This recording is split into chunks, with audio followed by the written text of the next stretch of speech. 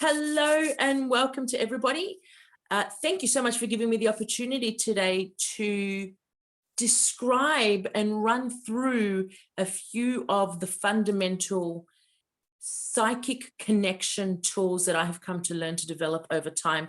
You'll find that this course can be a little different to some of the others that you may have taken.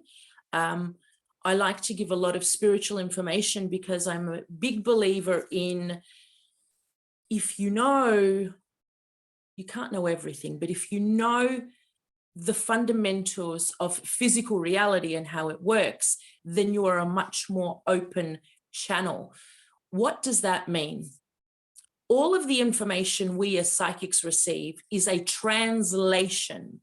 In other words, there is another entity or another being, whether it be a loved one or a guide, that is sending us information, and we, with our energy, grab hold of that information with our, do we call it our aura, with our soul? I like to call it our consciousness. We feel that frequency of that information, we grab it and we send it to ourselves, and we translate that information through our brain.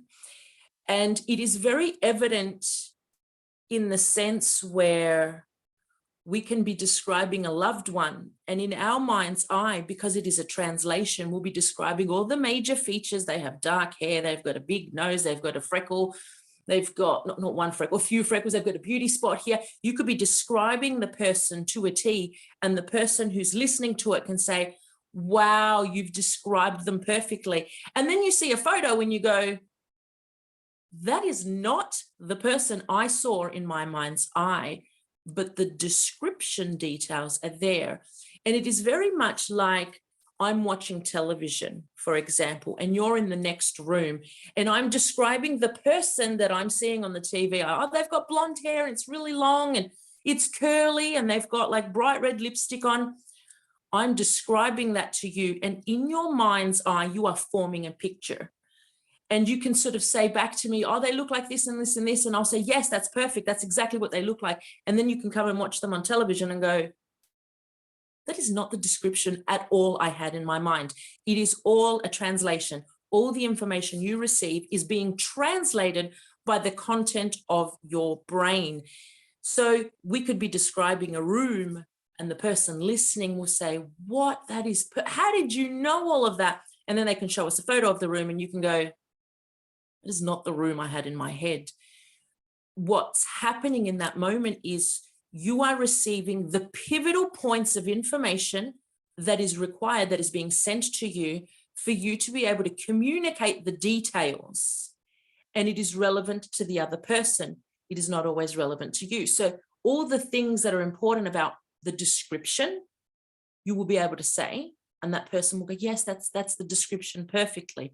Now, it's not impossible for you to receive a very, very close image of a person, because what spirit will do is it'll grab the content of your mind, and if it knows that you have an uncle that looks similar to that, it'll basically be able to use that image and add a few little extra details. And then so when you see that person, because they look so similar to somebody you already know, remember, it's the content of your brain that spirit's using, you can go, oh, okay, yeah, that's exactly how that person looked. But for the most part, your description is great, but when you see the photo, you say, it just didn't look right. The reason I'm describing all of this is because I want you to know that spirit has to really work hard for those of us who aren't aware of this physical reality and what it looks like and the purpose of it. And so when you're first starting out and you haven't really delved into the universal laws, the physical reality and why it's playing out, and the fact that nothing has a meaning, everything is neutral in meaning, and in fact, we give each thing a meaning.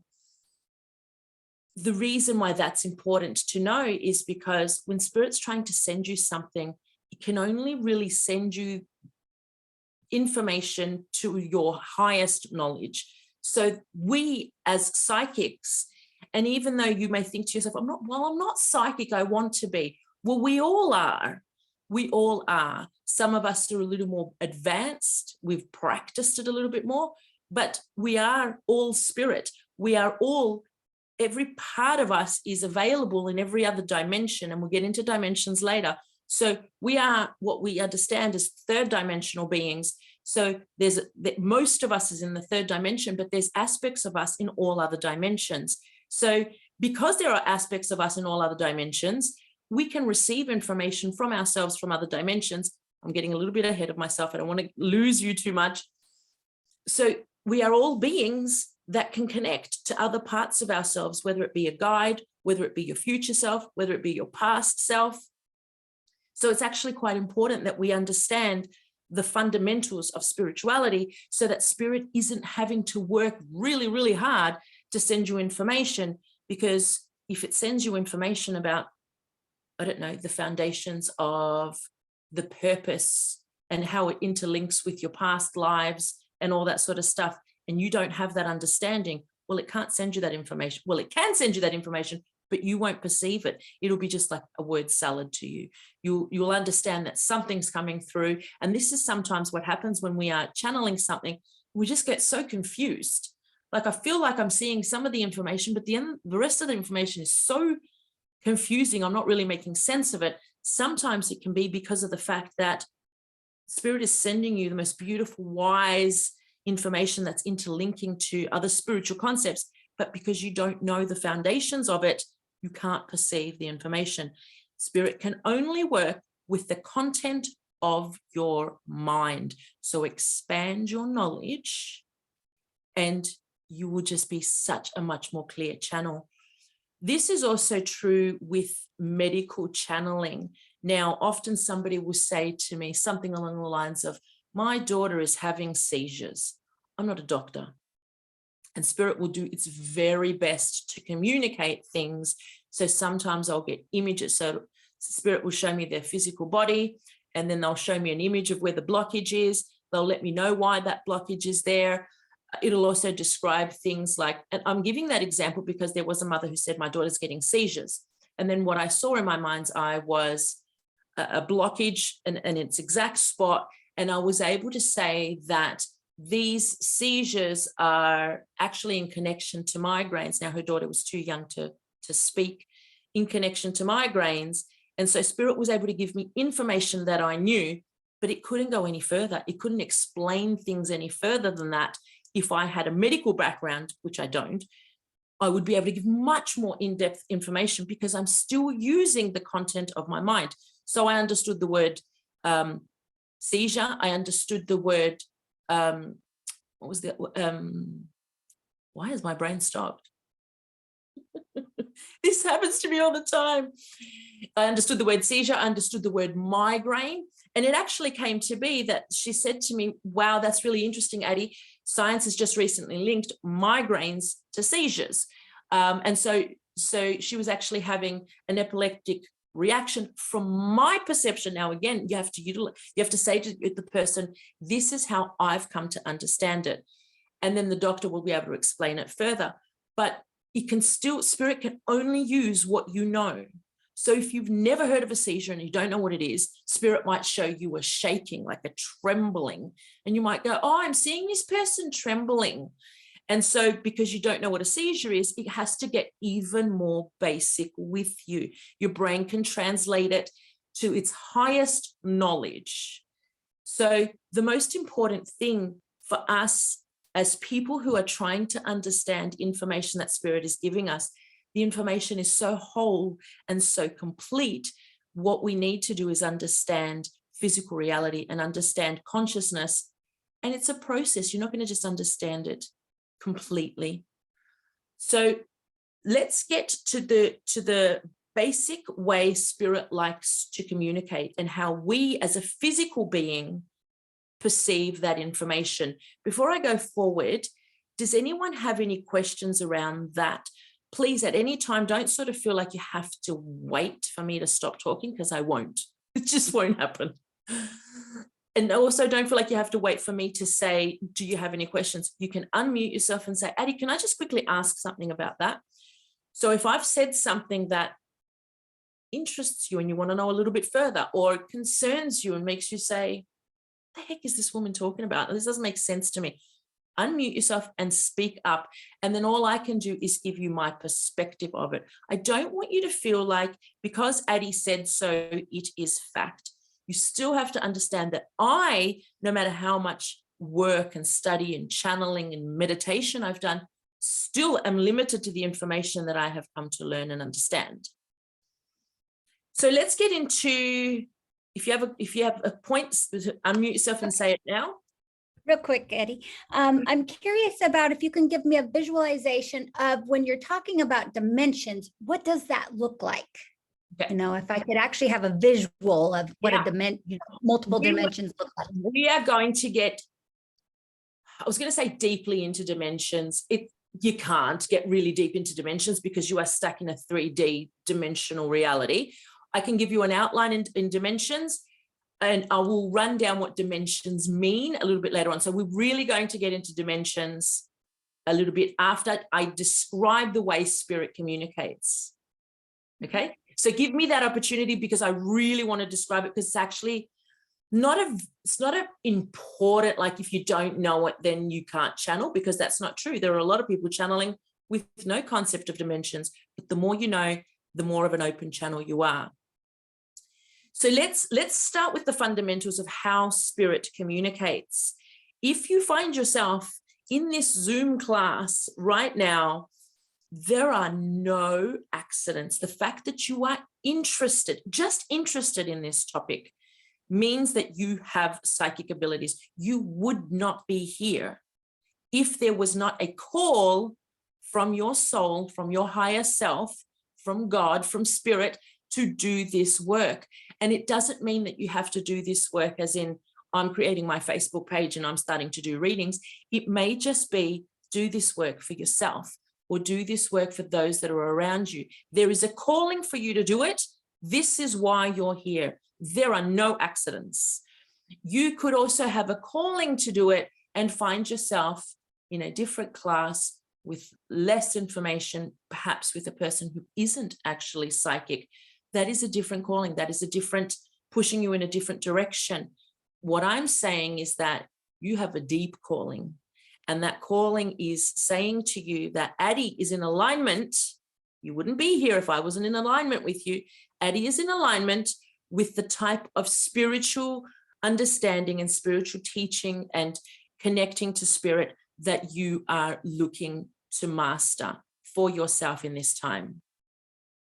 So spirit communicates in many, many different ways. The one that we begin to notice first is outside signs. Starting to see 333, 111. That is very basic external spirit communication, where you start saying to yourself, why do I keep seeing this number?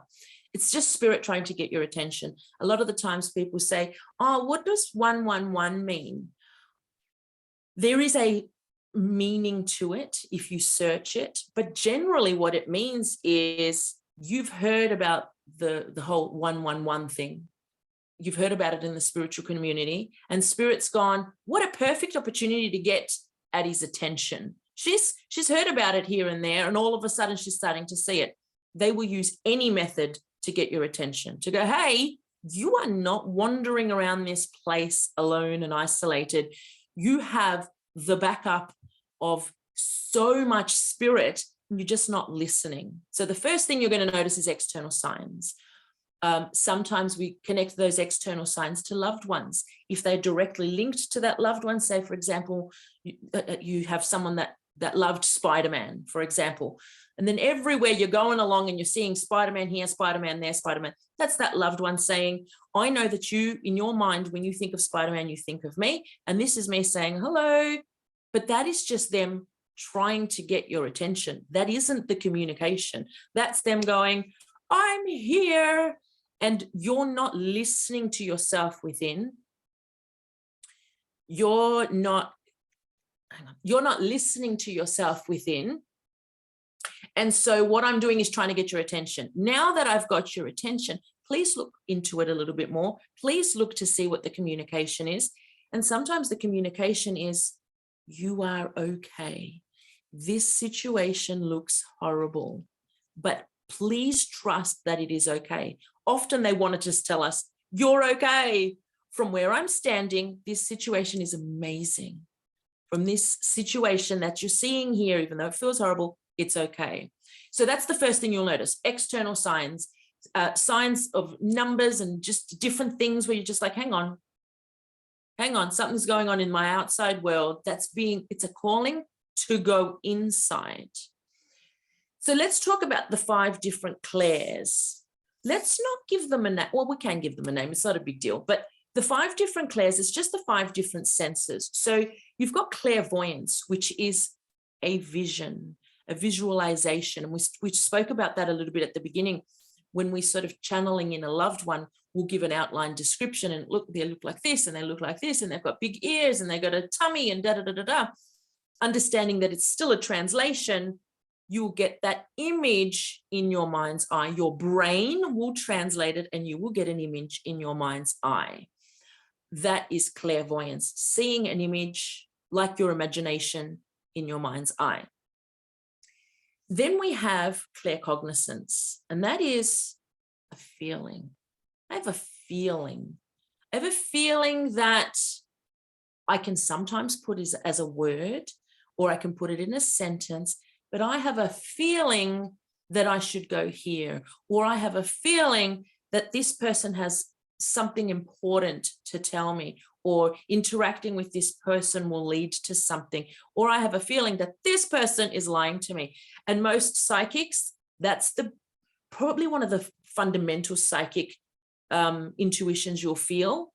You'll be a human lie detector.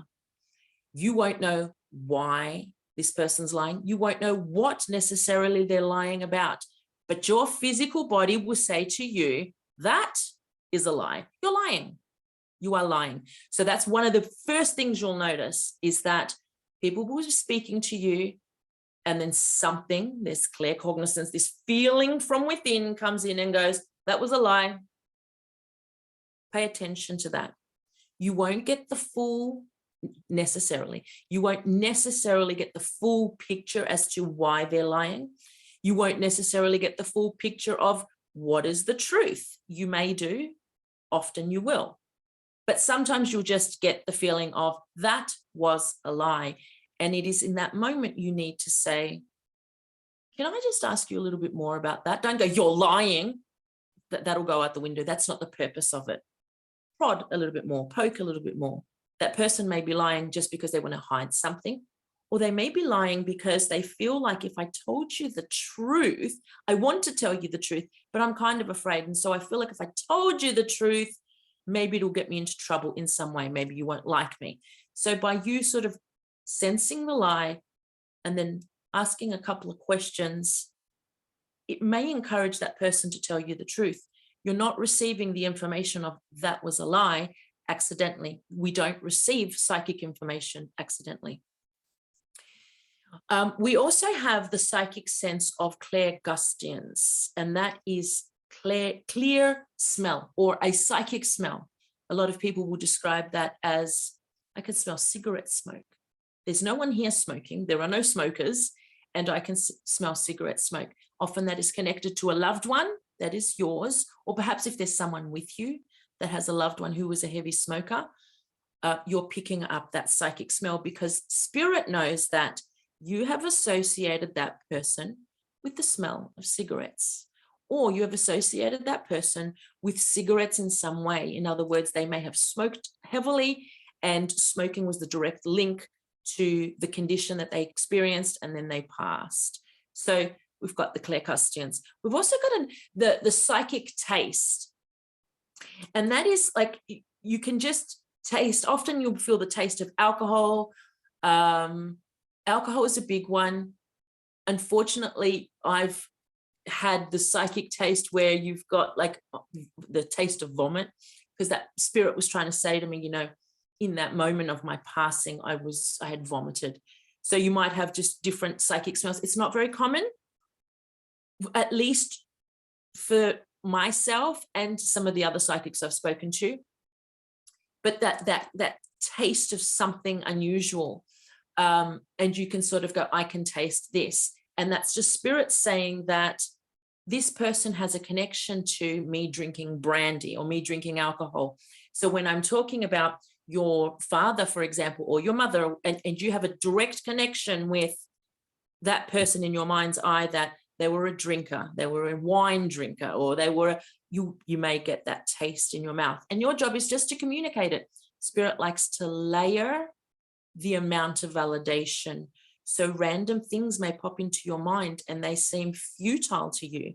They seem like, why would I say wine? Or why would I say that I can smell smoke? And just because it's one snippet of information and you don't have the entire picture, it doesn't mean that you have to wait for more information. Just say what you're seeing or what you're tasting or what you're smelling, and allow that person to come back with you as to why you are picking that up. It is a little puzzle. So if you're reading for someone, it's a little puzzle that you and the person you're reading for are putting together. So I might get a psychic smell and just not know why I'm smelling that. And the person I'm reading for will go, oh, that's right. Yeah, there was a fire at the time of whatever. Say the information. Does anyone have any questions up until this point? I also, each time I've done this mediumship development class, I've gone into a little bit of more detail into the idea of someone being an empath or picking up people's feelings psychically. And the reason why I go into a little bit of detail, so forgive me if you've done this class before, and I know a few of you have, but I really want to go into the idea or the concept of being an empath and being a victim to that psychic sense. Being an empath is like saying, I am a, I don't know, clairgustance, a person who can smell psychic smells. You know, I suffer so much from my clairgustance. I'm walking around and I'm smelling all sorts of smells. You know, it's just one of the clairs. Being an empath is literally being a psychic, with the predominant clair, or the clair that you're most aware of, being the clair of picking up other people's feelings. The important component to that is to understand that you're not a victim to your empathy. If you have found yourself in the presence of someone who is depressed, and you have, with your psychic senses, extended out your energy, grabbed that feeling of depression, sent it to yourself and translated it with your own energy, and you're feeling the feelings of depression, that is your opportunity to reach out to that person and say, hey, how you doing? How you feeling? I wouldn't be saying, oh my God, I can sense that you're feeling depressed. Tell me why you're depressed. That person will just shut down. You've just turned a situation that could have been very, very helpful into a situation that's now got them defensive. So your job is to go, hey, how have you been? How's things going? Most people will go, yeah, good, fine. Especially those who have learned to just walk around the world and tell everybody that they're okay when really they're not. Just prod a little bit more. Yeah, how's everything been going? Like, things are hard, aren't they? You know, like we just had COVID. That was hard. That must have been hard for you. Just ask them, give them that invitation to open up and talk. They may not take that invitation up, but you, as the receiver of that information, it's not up to you to decide why you have picked up that information. It might have been so important and so pivotal to that person, even though they didn't open up to you, to feel like in that moment, Addie, she felt me. She felt, you know, she cared. She cared. I didn't open up, but she cared. And that was enough. Just the fact that Addie actually asked and was actually like, you know, how are you? Like genuinely asked, may have been the only purpose to you picking up that feeling. So when you sense something in someone, anger is another one, and so is fear and anxiety. All the negative feelings, we're happy to feel happy feelings. So we'll pick up somebody's happiness and we're just mistaking it for our own. And that's great. And we ride the wave and we go, yay. And we don't even think about it. We don't even go, I've picked up someone's happiness. We just think it's ours and we enjoy it. The feelings of anxiety and fear and anger, they're not nice feelings. We don't like to feel them. So when we do feel them, we, as somebody who identifies as an empath, which is actually just a psychic person forgive me, I haven't got this on do not disturb or silent. It's just basically you as a person who's psychic and who's just relying or has noticed the empathy part of your psychic abilities. So when we notice somebody's anger, for example, you're fine, you've come home, you've put your bag down, you've put your keys down, and one of the kids or your partner or somebody's angry, and you walk in and you were fine, and all of a sudden, smack out of nowhere, you're angry. It's very difficult with the feeling of anger to slow yourself down, because it immediately triggers your own personal anger. And we'll get into that in a moment. So you'll feel their anger, you'll feel like you're angry now, and it'll start an argument. But in that moment where you feel angry when you weren't before, stop for a moment and ask yourself, is this my anger? Or have I picked up someone else's feelings empathically? And then you can sit within your body just for a moment and feel, and you'll be able to feel that it's not yours. There's like a slight disconnection. It's not my anger. It's then your opportunity. You haven't picked up this person's anger for nothing. Nothing happens accidentally. No psychic connections are ever accidental. It is an invitation for a conversation or an invitation to do something other than what you were going to do. So you've picked up someone's anger. And again, you stop and ask, how you doing? How's your day been? And then that person may just blow up. It's been terrible. Oh, and then they just go off. Your job is to learn to manage that. In other words, don't let them going off and their anger escalating, and that frequency of anger, don't allow that to overtake your body and then you be angry too. Just try and center yourself. Just listen to them. Just listen to them. They have this amount of energy. Say it's like, I don't know, 5 gigahertz of energy. I don't know if you can quantify the anger within somebody. And that energy needs to be released. So they're just going to, it's all going to come out. That amount of energy that's within them, that cause that within themselves is going to be released, and that'll be it. And they will feel better and you will feel better. Your job as somebody who's picking up somebody's feelings empathically is stay in your body. Don't get lost in the emotion. And this is the very important thing that I want everybody to understand. If you find yourself in a situation where you've picked up someone's anger or someone's depression or someone's anxiety or whatever it is, and that person's gone, and you're still here, and you're still anxious or you're still angry, you have not picked up their feeling and it's not stuck to you. It has triggered those feelings of anger or those feelings of anxiety or sadness that are yours, that are within you, that you have squashed, put in a box, put it at the back of the cupboard. It has triggered your own personal feelings. It is too not an accident. It is an invitation to address the reasons why you are angry. So somebody might be angry about their, I don't know, co-worker, and then you come home and you pick up their anger and they leave. Well, you're not still angry at their co-worker. So think about it. I can't have their feeling of anger because my anger is still not connected to the thing that they were angry about.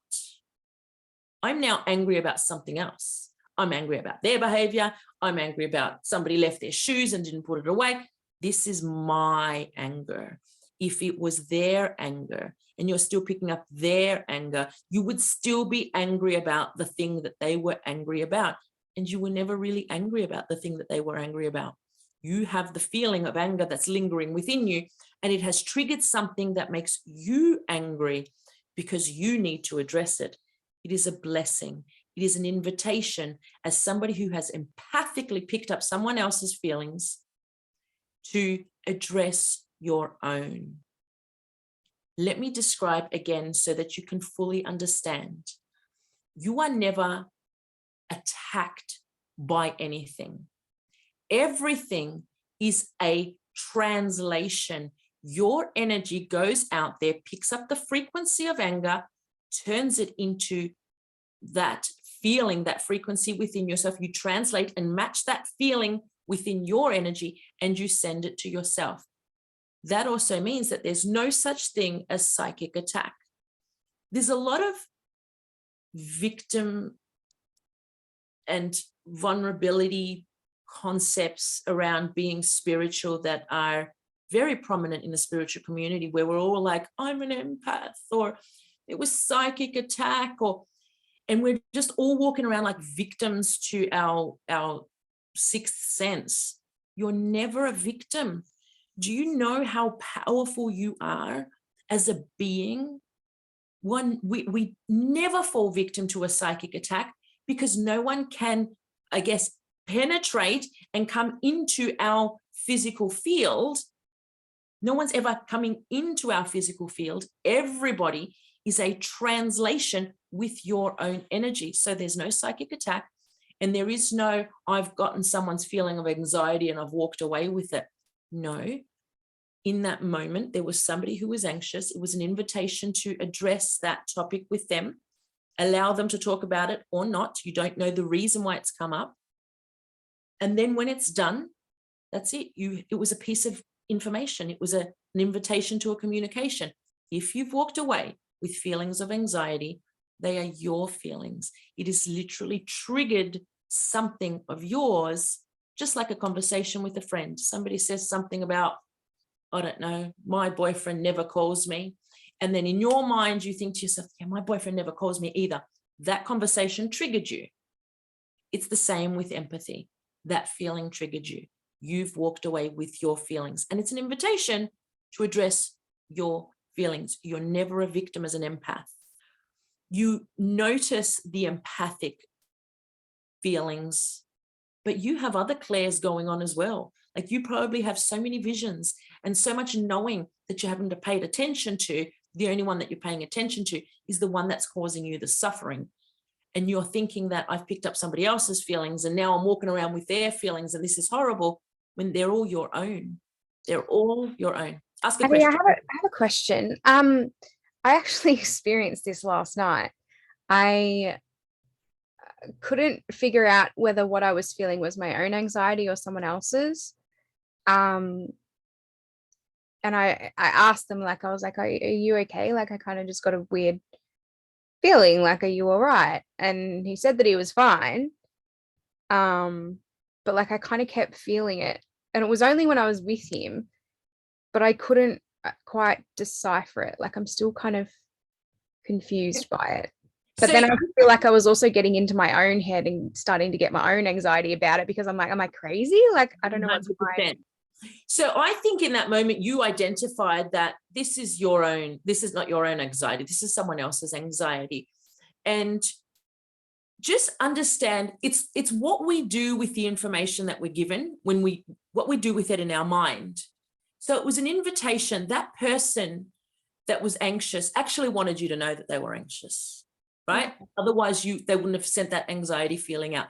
They probably wanted some connection with you, or with someone to want to listen and care about the thing they were anxious about. Otherwise, you wouldn't have picked it up. So your job is to do what you did. Hey, how you doing? And if they say, no, I'm fine, don't ask them, are you anxious? They're just going to say to you, no, especially if you're talking about a male. They go, no, I'm fine, everything's fine. And that's unfortunate because men have been told you're not supposed to have feelings. And when you do have feelings, you're just weak. So if it's a guy, just go, hey, how was your day? What's been happening? Just have a conversation. Okay. And see if they're happy to talk about it.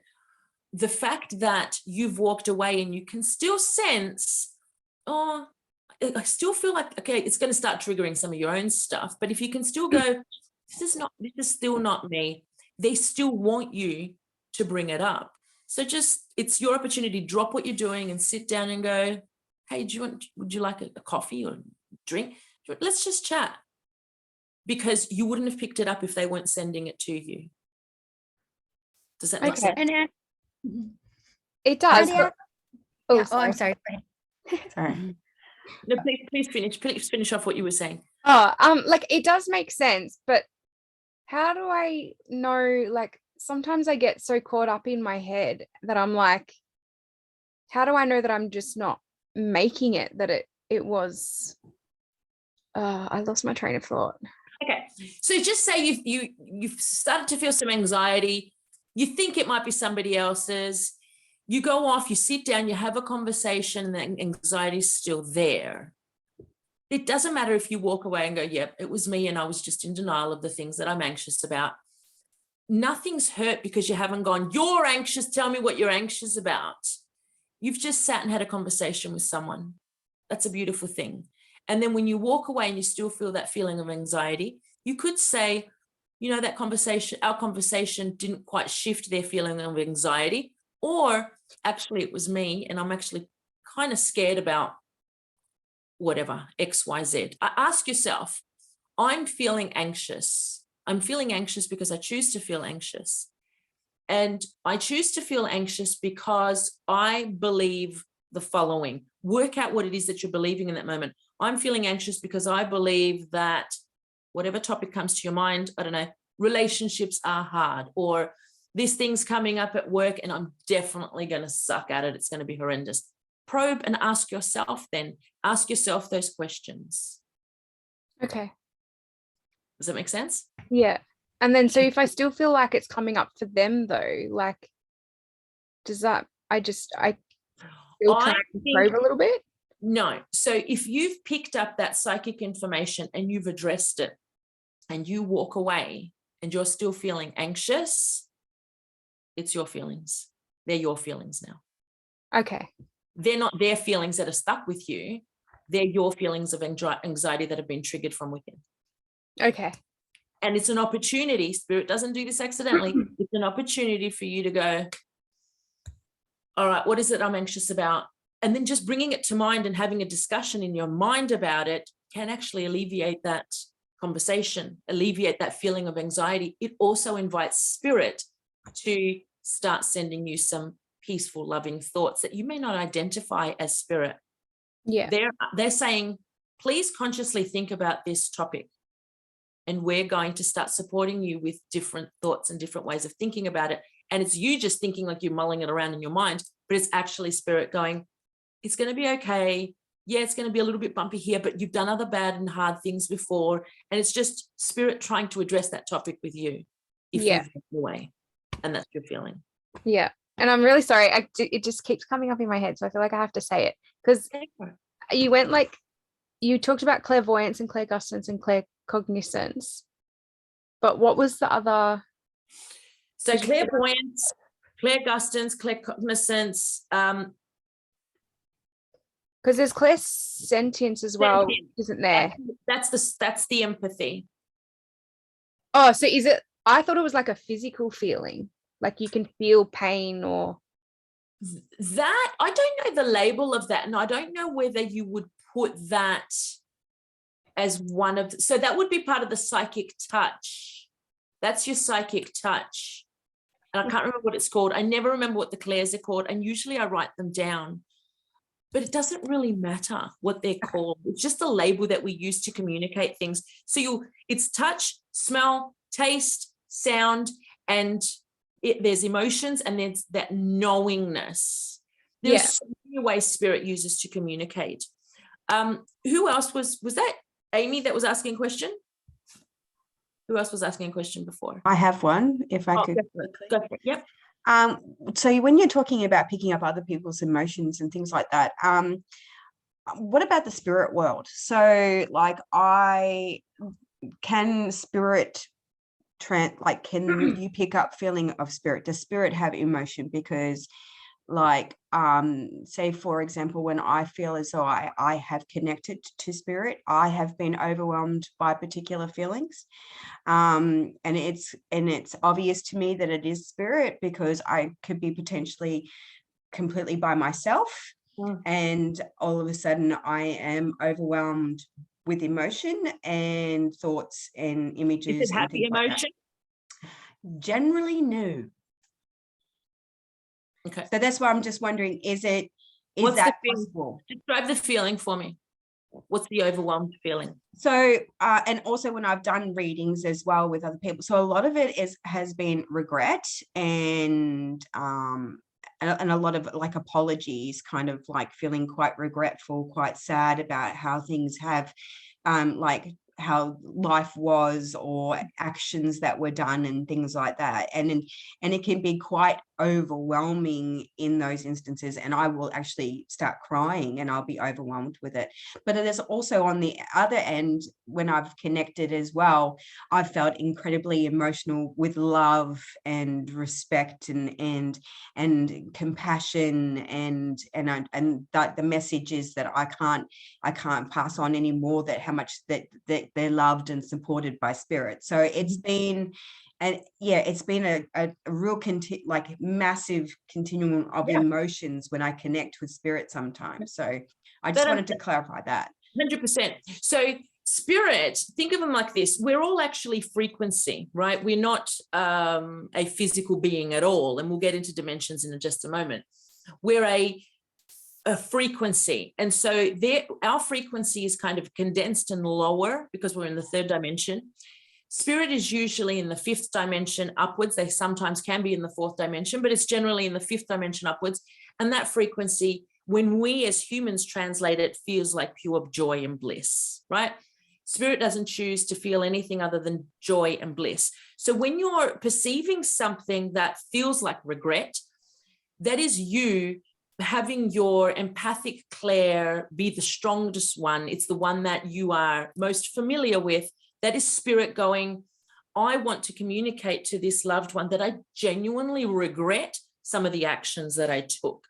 Or, whatever the feeling is, it is simply a method of communication. You perhaps need to focus a little bit more on learning to switch on your clairvoyance. The best way to learn to get that clairvoyance muscle, because it's not actually a muscle, but that frequency, that way of translating information, the best way to activate that is to practice visualization. In other words, just close your eyes and, say you're in the living room, in your mind's eye, practice walking around in your bedroom, pick up things with your mind's eye, get that part of your psychic senses developed, because right now it seems that a lot of the information comes through empathically. That's an exhausting reading that you probably do one and just feel like, because it's very, very exhausting. Generally, you don't want to pick up things empathically like that. You want to just know them. And is it perhaps that you don't trust the other senses? You're not listening to them, and spirit really, really wants to communicate it. So they just go, you know what? I'll send it to you in your other senses as well. But the one that you're really picking up is the emotions. So I'm just going to flood you with that. With me, in terms of when I do readings, sometimes spirit wants you to let them know how much they regret something or how much they love you.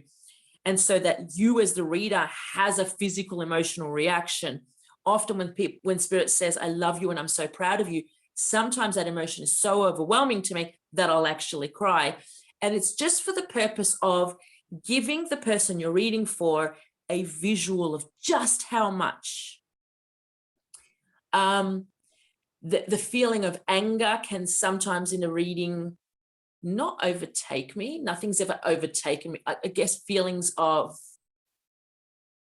regret, especially if someone has come through and they've physically harmed someone else, that feeling of regret can come through, and I'll cry sometimes, but I don't like that feeling. And the problem with feeling anger or regret or whatever in such an intense way, it may trigger you with your own fears and regrets, and it'll drop your vibration. And once you're out of frequency, understanding that their frequency is up high, you might try and channel and you can't hear them anymore.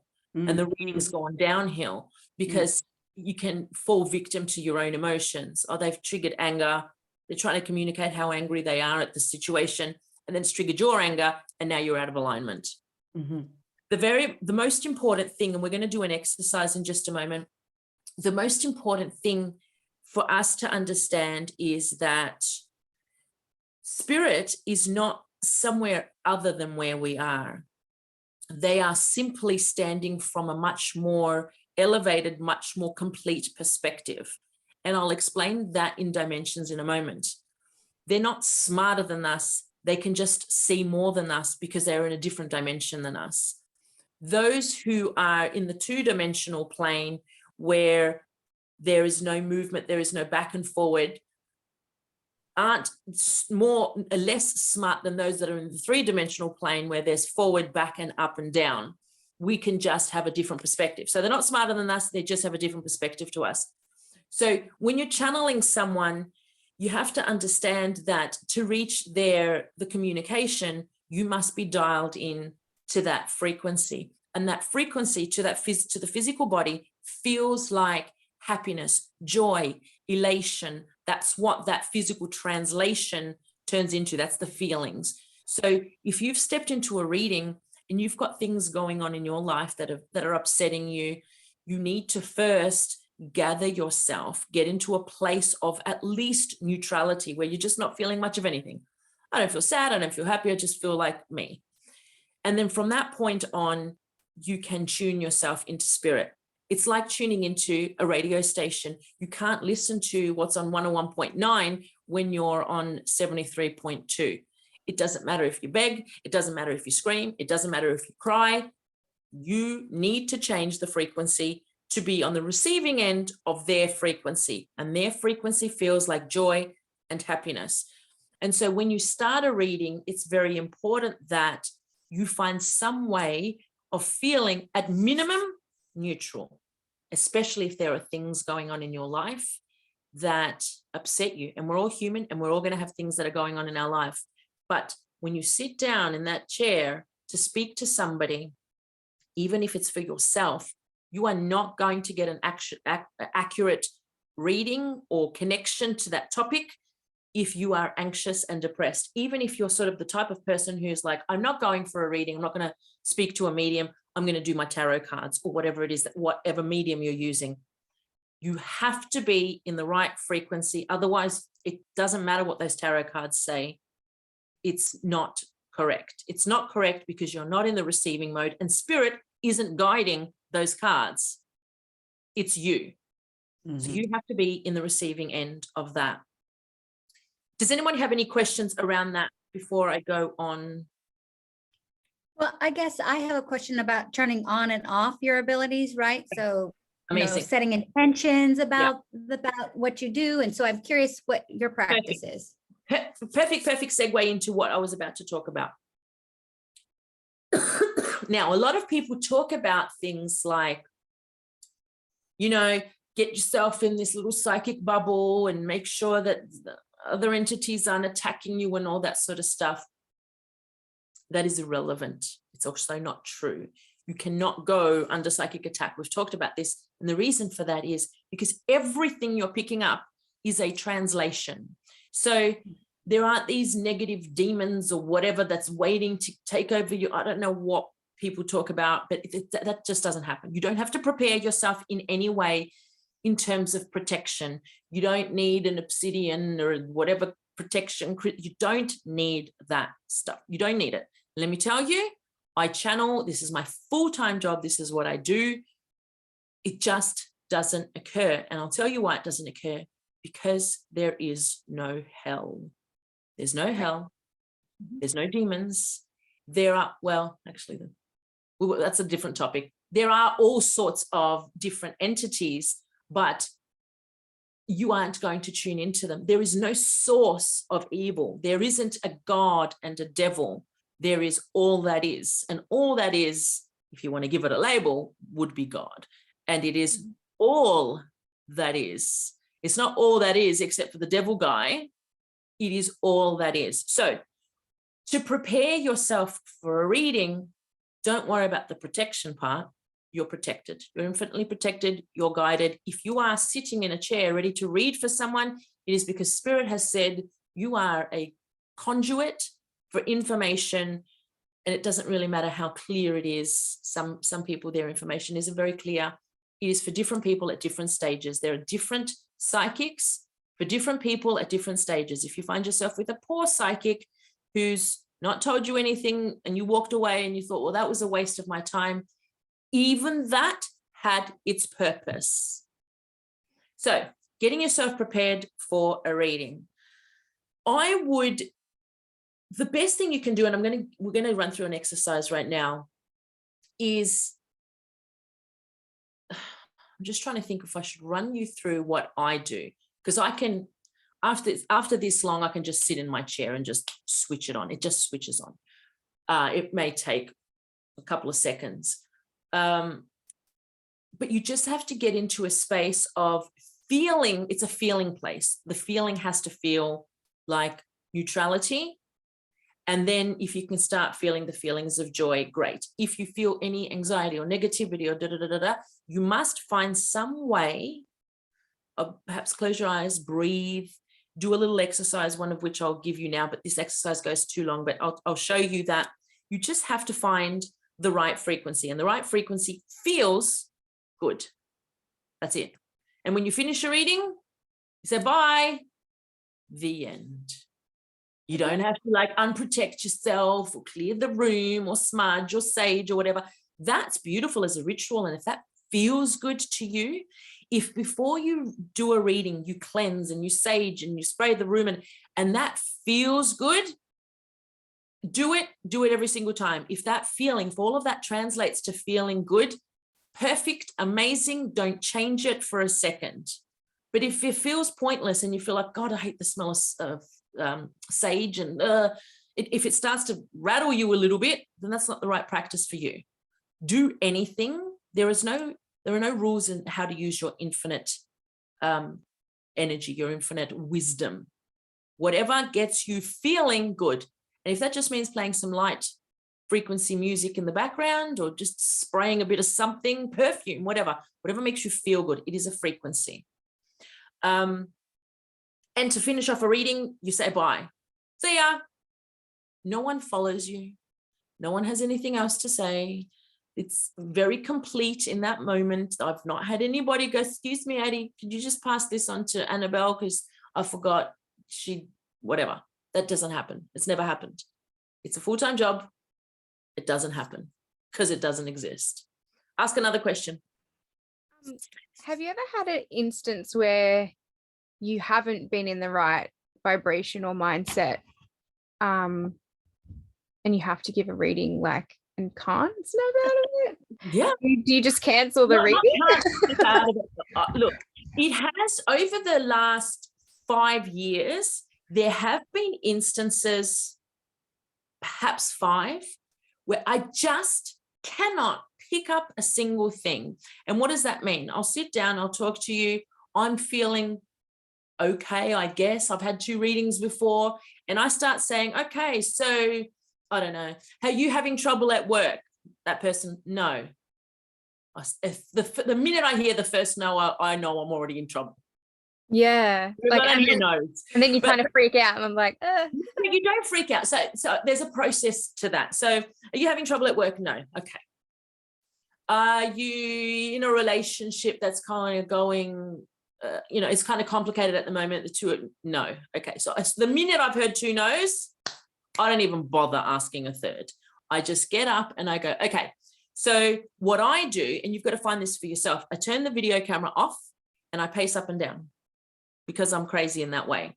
And that allows me enough time to sort of regroup and gather and move some of the energy around. And what also happens is sometimes it's not you. Often it's not you. Often the person that you're reading for is so afraid of the answers because the chances are they already know. Okay. Most of the time, people that sit in front of me and want to know about their relationships already know the answers to their questions. And so they're so afraid that they shut that off because they think to themselves, she's going to tell me because she's going to see it. And I don't want to know. I want to be in complete denial. Even though I've paid a decent amount of money to speak to this person, I actually don't want to know. Okay. So you'll do whatever you can until you start getting 3 yeses in a row. Once you've heard 3 yeses in a row, you go, okay, I've connected to you, beautiful. And then at which point I sit down, I turn the video camera back on and I talk to them. The other thing that's really powerful that I learned about a week ago, which is just so simple, it's so simple. This, one of my cousins has started doing her own sort of tarot thing, whatever. And she said, can I read for you? And I said, yeah, why not? She sits down and she says to me, do I have your permission to connect to you? And I was just like, at first I was like, oh, what a stupid question. Like, I'm here, aren't I? You know, because I know everything and she knows nothing, right? This is me. Like I just sat down with my ego and I went, pfft. But then I thought that question, something moved from within me. And I was just like, something moved from within me to the point where I was like, I have to be open to this person. And when I replied yes, there was a shift in my energy. And I have used that since in the last couple of days. So I've at least for the last probably about 10 people, I've said, are you okay with me? Do you give me permission to connect to you? And it's instantly this different feeling. And it's very, very simple because I can only perceive what you want me to perceive. If you are very afraid of an answer, unless I have a loved one that says, Addie, this person wants to know something and she's not going to let you know it, but I'm going to let you know it. Unless a loved one chimes in, you can block, someone can block you seeing something. And so you actually at that point would be helpful to say, do you really want to know the answer to this? Are you open to me looking at that? Okay, it cool. wouldn't happen. And the other thing I was going to say, there have been over the past, I don't know how many years I've been doing this, probably about 5, over the last 5 years, 3 or 4, maybe even 5 instances where I've gone, for whatever reason today, I cannot connect to you. If I've heard 3, 4, 5, 6 no's, I know that for whatever reason, even if I've done all the things like turn off the video camera and pace up and down, for whatever reason, I can't read for you today. And then I just reschedule that session. And then I don't know why, the next session is just like even more psychic than I had been for like the last. And you go, what the heck was that about? And you just don't know. So Okay. if you can't read for someone and you've tried and you've tried and you've tried and you've tried, you just say, for whatever reason, I'm not able to connect with you today. And for the most part, people don't want to pay you X amount of dollars and then you just lie to them for an hour. Oh, this amazing thing's going to happen in the future, because they can't say yes or no. You're talking about future stuff. So you can just make it up. Don't do that to people. Say to them, for whatever reason, I can't connect to you today. Let's reschedule for next week. And in my head, I always think to myself, if I can't connect to them next week, for example, I just give them a refund. But that's never happened. So it's, I don't know. That's really So helpful. never just, Thank you. You're welcome. Okay. So let's talk about getting into the right frequency. Getting into the right frequency in the right feeling space is literally like picking up the phone and dialing the correct phone number. If I'm trying to call Meredith, for example, and I'm dialing in the wrong number, I can get on my hands and knees and go, God, why are you forsaking me? I'm not dialing in the right number. God's not saying don't call. God's just going, just pick up the phone and dial the right number. And the right number is a feeling. The right number is feeling of peace. just peace, joy. And as you connect higher and higher and higher into different dimensions, the feelings can be exhilarating. I'm going to talk about dimensions first. I was going to go into the exercise, but I actually want to talk about the different dimensions first. So I also want to talk about ghosts and paranormal activity, because I think that's an important thing for all of us to know. We're going to talk about the 9 different dimensions and the Akashic records and tapping into the Akashic records. We've got a lot to get through, so I'll try to keep questions down to a minimum. If afterwards we'll have time, once we've completed everything, I guess, to go through all the different questions that you might have. So if you have a question, jot it down, and don't be embarrassed afterwards when I say, let's ask some questions, to ask me then. So the first dimension is, and I've written these down because it's quite detailed. The first dimension, so we're going to talk about 9 different dimensions. We're on the 3rd. The first dimension is pure light and consciousness. It is simply the I am, or God, or source, pure and unaware of anything and just in all its brilliance. It's just the core of source. I am. Now, that might not make a lot of sense to all of you, but just understand that source or God, in order for source or God to know itself, it must also know what it is not in order to know what it is. How do I know what happiness is? How do I truly know what happiness and joy is if I don't have its opposite as an example?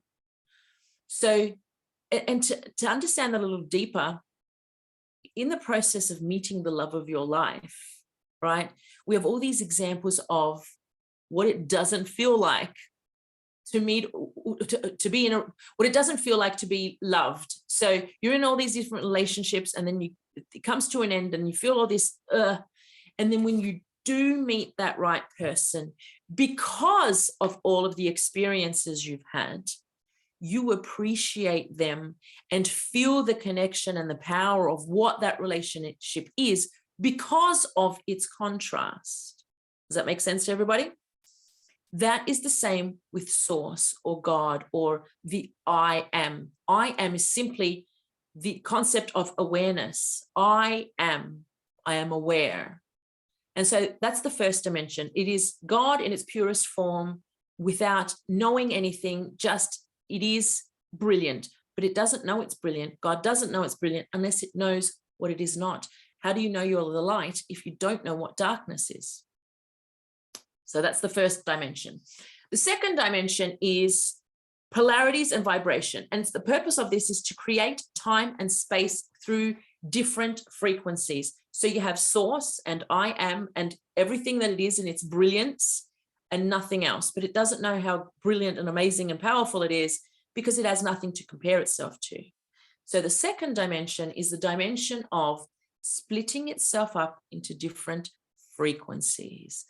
I am a frequency of God. You are your own specific frequency of God, but we are all, when we get back together, when we get back to the core of us, we are all one being experiencing ourselves as different beings. The first dimension is not any more or any less intelligent than the second dimension. It is just as intelligent, except for in the second dimension, it has more perspective. We are different frequencies. I am you, you are me. So there's an infinite number of frequencies.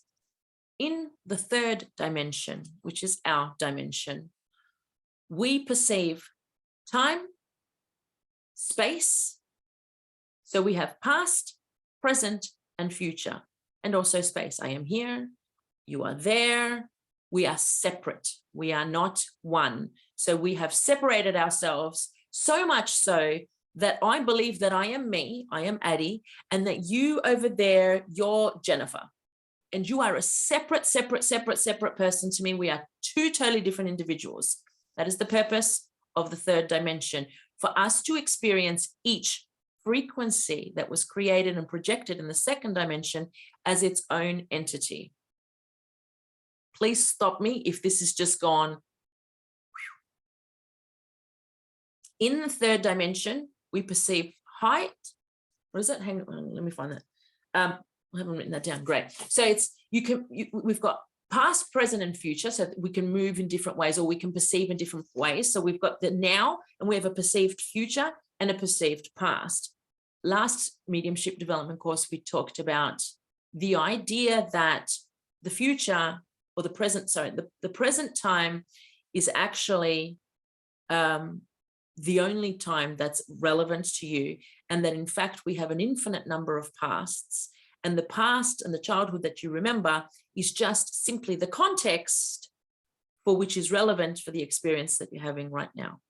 We won't get into that much further, but yeah, so we've got the perception of past, present, and future. In the third dimension, we are very condensed. So our energy is very, very condensed, and only really, really, really advanced souls ever put their hands up to be in the third dimension, because it's difficult. The idea is for us to experience all the different frequencies: sadness, depression, fear, anxiety, love, exhilaration, all those. We feel them, and we feel them as individual souls. We don't feel them as the creator. We feel them as our own individual self. And it is such a difficult dimension to be in, and only really, really, really, really advanced souls project themselves into the third dimension. And all of us sitting here, all 12 of us sitting here right now, can say, I have experienced all those feelings. I've experienced excitement, exhilaration, I've experienced fear, I've experienced dread. And that is the blessing, that is the purpose of this dimension, to experience time and space and all the different available frequencies that God is, or the I am is. In the fourth dimension, we have all the things in the third dimension, but we play around with the concept of time. Now, you all have been in the fourth dimension, and that is when you sleep. And so that you can understand the fourth dimension from that perspective, in terms of playing around with the concept of time and the idea of time, you know, it makes so much sense in your dream that 1 minute you're in the beach, you're on the beach and you're playing, I don't know, volleyball with 3 friends, and then in the next millisecond you're in bed and you're watching Netflix, and it makes perfect logical sense to you. In the fourth dimension, we don't need to experience the progression of things. In the third dimension, everything needs to be a progression. I went from here, I got in my car, I drove there, I got in my bed, I put my pajamas on, I watched Netflix. In the fourth dimension, they play around with the concept of time. I don't have to do that progression. I don't have to do the past, present, and future. I play around with the concept of time. The third dimension, we have very little control over the experiences. The same thing too in the fourth dimension. It's very little control. All the rest of the controls in terms of what's going to happen, how it's going to happen, is created from a version of you which is in a higher dimension.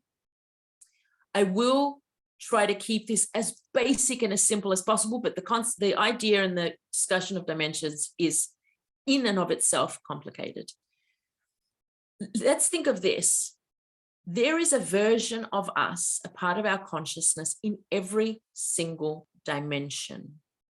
So I am in the third dimension. There is a part of me in the fourth dimension, because we are a reflection of the first dimension. The first dimension is everything in its entirety.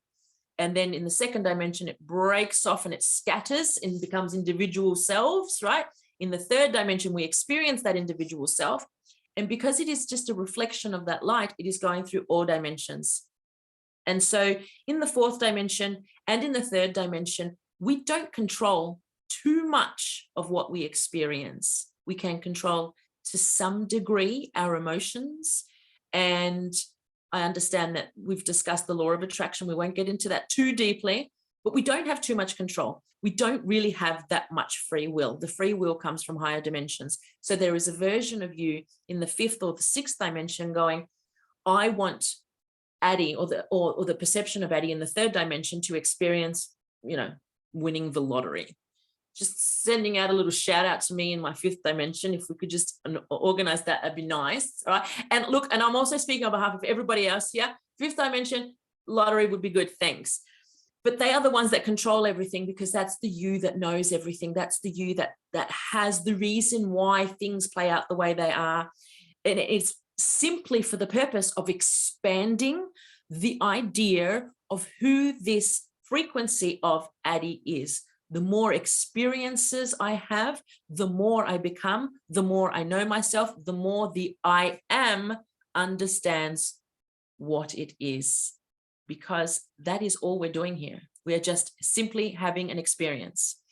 So understand now that, for example, someone in the fourth dimension is not smarter or better or more intelligent than someone in the third dimension. However, they can perceive time in a different way. For example, in the fourth dimension, a being in the fourth dimension can look at someone in the third dimension and go, the reason why you have to have a little car accident and get a new car is because this new car is linked to this new experience and da da da da da. It knows where you came from, it knows where you're going. So they can perceive the timelessness. That doesn't make them more intelligent. They can just perceive more because that's the dimension they're in. I'll move forward. Please stop me if this has just made your head have a little meltdown. Okay. Can I say something real quick? Go for it. Yeah. Yeah, I had an experience. We were kind of put in a position where we had to move, and I was dreading it. And today we did most of the moving, and it was most of the heavy lifting and everything. And I experienced, I was like, I don't even remember taking a shower this morning. It was like the whole day just kind of blurred, and it just went by really quickly. And I just thought it was very strange. You know, I thought, wow, that was good. I'm glad that time thing just kind of. Yeah, I love that you've said that. We can, not often, but we can perceive some of the fourth dimension in the third. And that is a very, very good example of that. When you are, even though you were dreading it, for some reason, you got this high vibrational feeling. You don't necessarily know how you clicked into it. We don't always have the answers. And for whatever reason, you were able to experience timelessness. And that can happen to a three-dimensional being. The most of the time, we just experience the fourth dimension in our dreams. Even though we perceive that as it's a dream, it's not real, it actually is, that you're a third dimensional being having a fourth dimensional experience. And so that the third dimensional brain can understand it, you can't conceive it as I am sleeping. It is something that happened while this physical body went to sleep. It is simply a shift in consciousness. The physical mind needs to have a connection. It needs to understand everything linearly. It needs to know why something happened, how it happened. Otherwise, it goes into a panic. If you would, that's why when somebody perceives, I don't know, like an extraterrestrial, a ghost, your brain goes, this is not possible, must have meltdown. And it'll send you into all sorts of fear. So the brain needs to understand that a third dimensional being is having a fourth dimensional experience because it has fallen asleep. I am asleep. So the brain goes, yep, that makes logical sense to me. I don't need to have a meltdown. We have four dimensional experiences all the time. And in the fourth dimension, I as Addie in the fourth dimension go around and go, geez, you're making a friggin' mess of that, lady. And we rearrange and organize things, and we look at what comes up ahead. Oh, I see. Okay. So if I continue talking to this person, they're going to, I don't know, steal my laptop in the future. Okay. Do I want that experience? Yes, actually, I think it'll be really beneficial, because then I'll learn the value of, I don't know, trusting my intuition, because my intuition has already said to me, don't trust this person. Yep, I'm going to go ahead with that experience. We wake up in the morning, I continue that relationship, that person steals my laptop. I then learn the valuable lesson of my intuition said, don't trust this person. So much of what happens in this third dimensional reality is being organized. I have to put a little clause in here. This, as I'm speaking, is actually being channeled. Actually didn't know any of this until just now. And I'm kind of excited. That's why I'm like hyperactive, because I'm channeling. So we will go in and out of third and fourth dimension. I'm slightly having a little meltdown because it's actually very interesting to me. So we'll go in and out of the third and fourth dimension to organize what happens in the third dimension, because the third dimension is friggin' hard because we don't have that timelessness where we can see up ahead. So our consciousness will step into the fourth dimension, organize some things. The dreams you experience is your brain's opportunity to go, hey, did you notice that? Pay attention to that. I really want you to notice that. This is really important. Or that affected you more than you thought. Stop denying the effects of it. Here, I'm going to replay it for you. You've got no choice. You're going to see it in your dreams because you're ignoring it. And I need you to not ignore it because it's not adding up to the things that you want to experience during this time. It also is slowing down. Sorry, I'm talking really fast. That's what happens when I channel. It's also slowing down the experiences that are coming up for you. So please address this thing that you keep seeing in your dream over and over again, whether it's somebody that hurt you in your past or whether it's something. You might think to yourself, no, that didn't affect me, but then you keep getting this reoccurring dream about it. And it's your job to go, okay, why do I keep revisiting this person in my dreams? It means that you haven't addressed it. And your higher self wants you to address it. The version of you that's going into the fourth dimension during your sleep state is looking around and going, oh, okay, for us to really, really achieve this thing that's coming up in the future, I really need you to complete that thing, that healing with that person. Whew, okay. Hey, just quick as well. Oh, sorry. Do you want to go first, Meredith? No, go. Oh, is this kind of what we're experiencing when we're like sort of in a flow state? So like whether, for example, you're doing something creative and you kind of get lost in 100%. That. Is this like fourth dimension? That is channeling. That is it fourth dimension, or let me ask the question.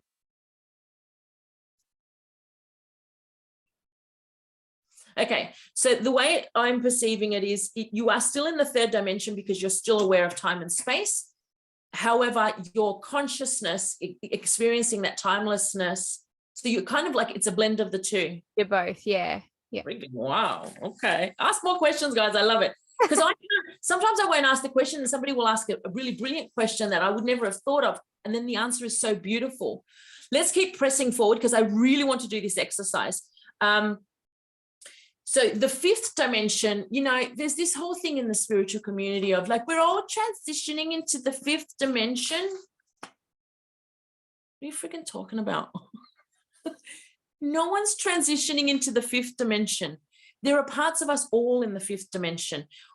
Dimensions are simply, or dimensions, doesn't matter, are simply perspectives, bigger, broader, wider perspectives. For us to get into the fifth dimension, we literally have to be dead. We can't exist. The three-dimensional brain cannot perceive things that are going on in the fifth dimension. So the fifth dimension is fully integration. So to understand the purpose, completely understand the purpose of why things are panning out in the third dimension. There's a lot of focus in the third dimension. The third dimension is kind of the dimension of creativity and where we really do the most lessons. So in the fifth dimension, we get a complete understanding of why your life as you perceive it is panning out the way it is and how it interconnects into past lives and future lives. The sixth dimension, and I'm going to power through these next ones because they're not as relevant as I want, as the ones that we've been talking about what we want to discuss today. So the sixth dimension is creating universes and realities. So literally from a place of consciousness, you can create a universe. And what is a universe? There are 12 different universes creating a multiverse, having the one experience in this Zoom room right now. You in the sixth dimension can decide, oh, I want to create a version of me that looks like this and does this and da-da-da-da-da, because I feel like it'll just add to everything that I'm learning.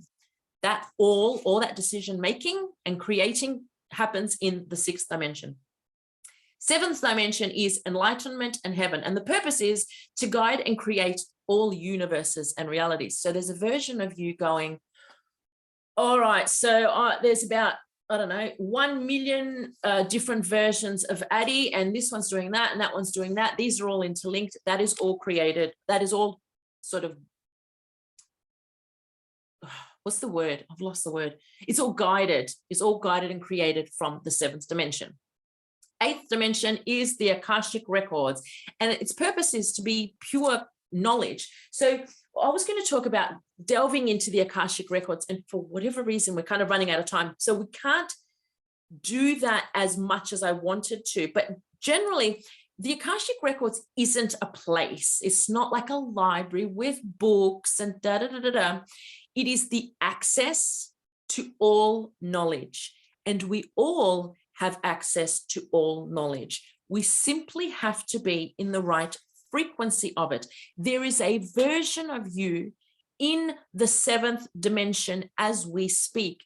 And if you become more okay with yourself, okay with your life, okay with the things that are going on, your vibration will begin to get high enough to be able to get clear understanding that you are accessing that information. What does that mean?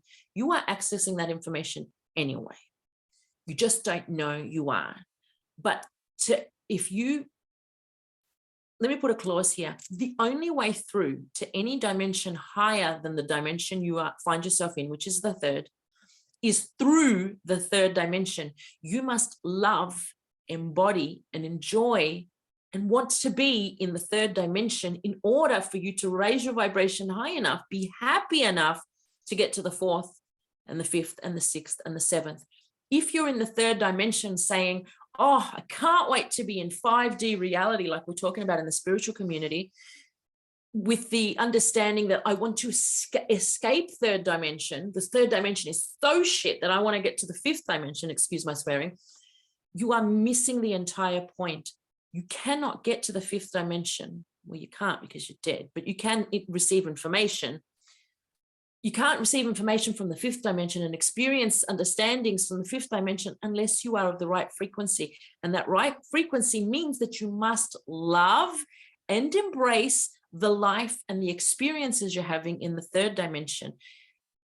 All enlightenment really leads down to embracing everything that's going on now. If you're not embracing your life and going, oh, I really, really appreciate that little car accident that I was in, because look at all get the understanding, extract the purpose of it, and love whatever arrives, love that. That's hard for us to do, which also means that we're not really anywhere near ready for the 5th dimension. Let me go to, so the 8th dimension is the Akashic records. The 9th dimension is the void beyond dimension. So the purpose is to inspire all the creations of the I am, and that is all the creations. So it's not just you anymore.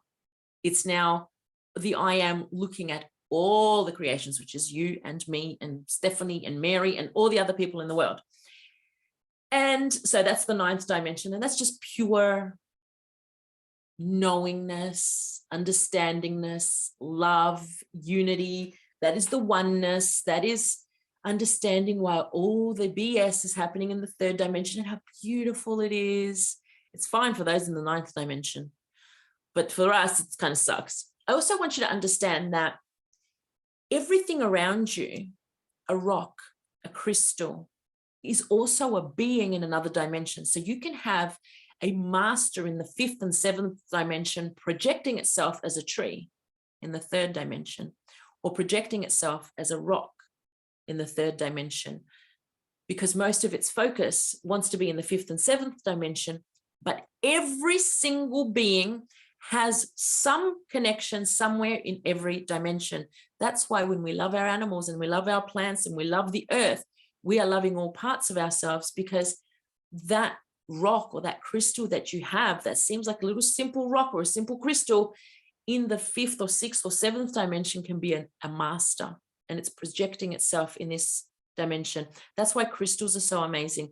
We have really, really high dimensional beings projecting themselves as crystals in this dimension. So when you hold that crystal, you are getting that information clearer to you, because that being is actually projecting itself, because you're literally holding a part of it. It's projecting itself and that information through that crystal.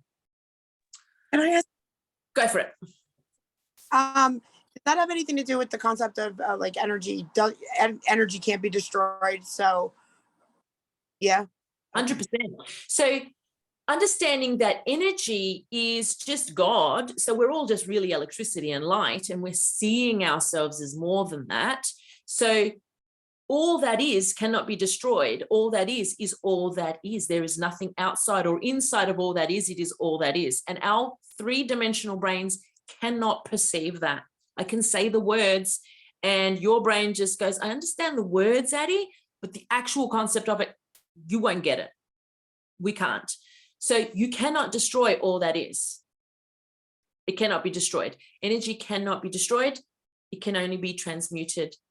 I did want to get into ghosts and things like that. I'm going to leave that to the next class. I wanted to get into an exercise right now where it'll do two things. It'll allow you to step outside your physical brain and stand somewhere between your physical mind and your higher mind. Your higher mind is the version of you that's standing in the fourth, fifth, and sixth dimension. In other words, it's you, but it is the all-knowing you. It is the you that understands why things are happening and when they're happening and all that sort of stuff. So I want you to, this is an exercise where you stand in terms of consciousness. You kind of step outside your physical mind and you're standing and you're observing your physical mind and also observing and having access to your higher mind. There are two reasons for this exercise. One, because this exercise allows for your higher mind to send information to your physical mind that's going to help you with your life, right? You won't perceive it right away, but it'll unfold over the next couple of days. It'll also allow us to get into the frequency that you need to be in order for us to channel this next exercise. So this next thing after we do the meditation. So what I want you to do, I'm going to turn my video camera off. I want you guys, well, you can turn your video cameras off, or it doesn't matter whether you do or you don't, but I don't want anybody to be distracted. What I want you to do is get yourselves ready, set up in order to do a little channeling exercise. It'll take about 10 minutes. Just get yourselves prepared. Get yourself seated. I want you to be upright, no laying down. I don't want you to fall asleep. This is an alert exercise where you are alert to yourself. I'm going to get outside. I'm going to sit outside because I think the sun is gorgeous. Let's do this exercise. You guys are inside. I'm outside. Now I got this exercise or this meditation, if you want to call it that. I got that from, it's a transcript. It's called Think Outside the Box. And we've done it before in one of the other mediumship development classes. And the feedback that I got it from, it's called Bashar. This person it's an entity by the name of Bashar. Every time I do this exercise, everybody always tells me that by far has been the most powerful exercise ever. And I do this often, not a lot, but I've done this over the last year. I've done this about 5 or 6 times. And it's just when I'm so overwhelmed and I just can't get myself moving, can't get myself forward, I do this exercise and it just is so powerful. It'll literally make you feel nothing. So anyway, get yourselves prepared and we'll get going. Not laying down, but somewhere where you can rest your head.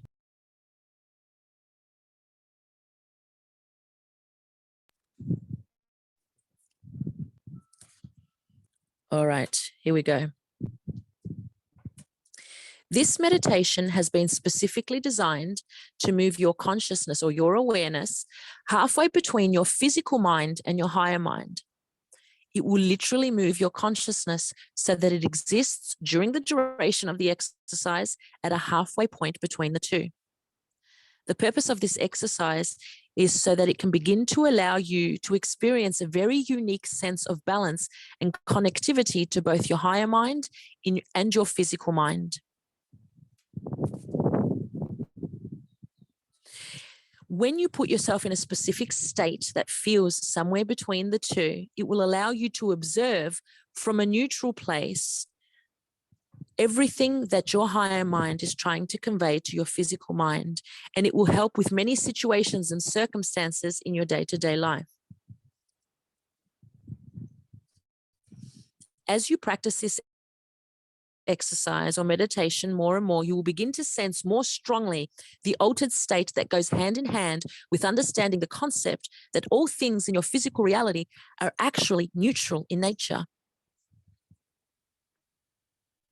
This exercise will give you more ability to connect with your higher mind, to receive more guidance and clarity and communication with your higher mind or your soul, so that you can pass it along from the midpoint down into your physical mind or your brain, and allow the physical mind to apply the communications and messages from your higher mind into your physical day-to-day life, to create more ease in living a life that is rich with experience and less in difficulty. Now, this meditation doesn't have to be a deep meditation. This meditation, if you go along with it, even just a little bit, will allow you to experience the altered state that is required to perceive and receive information that may not be obvious to you right away, but you will notice more and more understanding as you go through your day-to-day life. The depth of this meditation, it might be a little, it might be a lot, it all depends on you. Any amount is perfect for right now. No particular expectations on yourself.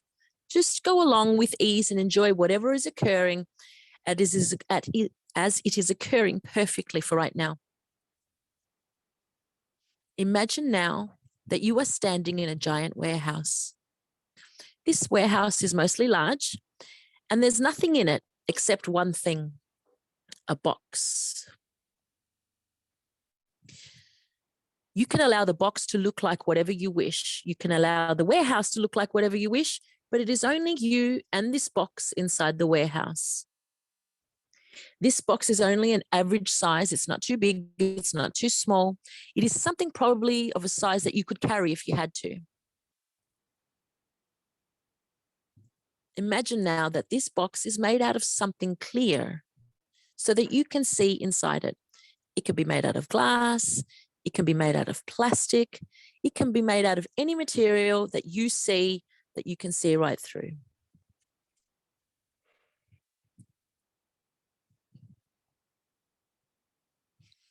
Now, as you stand in this warehouse, just start to think your normal thoughts. You can think about your day. You can think about your life. You can think about all the people in your life. You can think about certain circumstances and situations in your life. You can think about all the things you normally would like to think about. Your work, your family life, your pets, anything you have thoughts about, no matter whether they're positive or negative.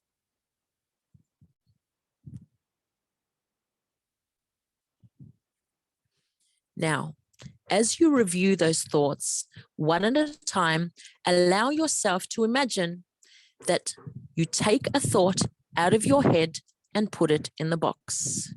Once the thought is in the box, it can look like anything. It can look like moving lights. It can look like smoke. It can look like a ball or a cube, whatever you wish to represent that thought. It could be different colors, different shapes. The only thing that matters is that you've taken that thought out of your head and put it in the box.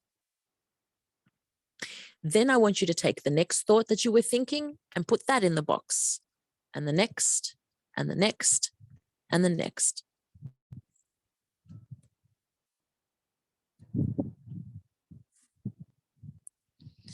Get to a point, whether you know it or not, to have all the specific ideas of your thoughts, all of them one by one, each of them in the box. Get to the point where you simply understand and imagine that all of your thoughts are inside the box and you can see them through the clear sides of the box. They may be moving around, they might be light smoke, dark smoke, for positive or negative, different colors, different shapes, whatever you see, just understand that all your thoughts have gone into the box and you are standing there and you are observing them. So now at this moment, you are not having any thoughts. You are observing your thoughts inside the box. That's all you're doing. Looking at the box, and you're seeing that all your thoughts are over there in the box. That's it. There's no other thoughts going on. You're just looking, you're just observing. You're not thinking about the box. You're not thinking about your thoughts in the box. You're just watching, observing, mutual observation. You may understand, you may know from a certain point of view that they are your thoughts, but keep it on the level of just observing them in the box. At this point, you are in a state of observation, just observance. The warehouse is big and empty. There's a box. The thoughts are inside the box. The thoughts are moving around, and you're just looking at it. You're looking at this box with your thoughts. That's it. Now, as you are observing the box full of thoughts, again, no thoughts are involved within you, you start to move away from the box, moving further and further. You can back away, you can walk away and look over your shoulder. It doesn't really matter, as long as you know that your thoughts are still in the box and you're not thinking about the warehouse or the box or anything else. You just notice that there's a box in the middle of a warehouse and all your thoughts are in it. Just back outside slowly, out of the warehouse. You are outside in a much bigger space. You can see the warehouse from outside, but you can also see the box inside the warehouse, and you can see that all your thoughts are inside the box. Now, as you stand now outside the warehouse, it can be day or night, it can be warm, it can be cold, it can be dry, it can be rainy, it doesn't really matter. You're just still observing. You're not thinking about the day, you're not thinking about the warehouse, you're not thinking about the box and the thoughts in it. You're just observing the day, observing the warehouse, observing that there is a box inside with all your thoughts in it. You're just looking, you're just watching. That's all you're doing. You have no thoughts about it, no feeling about it. It's just there. It just is. You know that they are your thoughts. You know that that's a box. You know that that's a warehouse. You know that you're outside, but that's all. You're just looking. You're just observing. And now you just stand there for a moment, just continuing to observe, nothing more.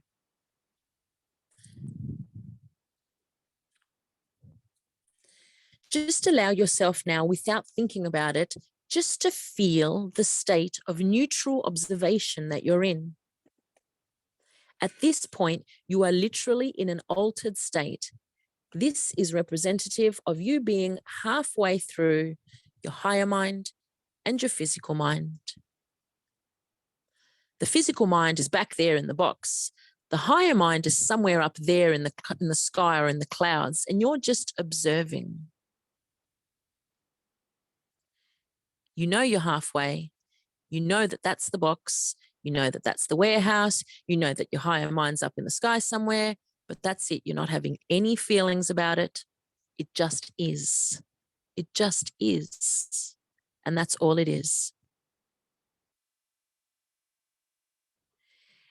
As you practice this and get used to this particular altered state of neutral observation, halfway between your physical mind and the higher mind, you begin to experience knowing yourself more clearly, becoming a transparent conduit of communication from your higher mind to pass through you to your physical mind, to the thoughts inside the box.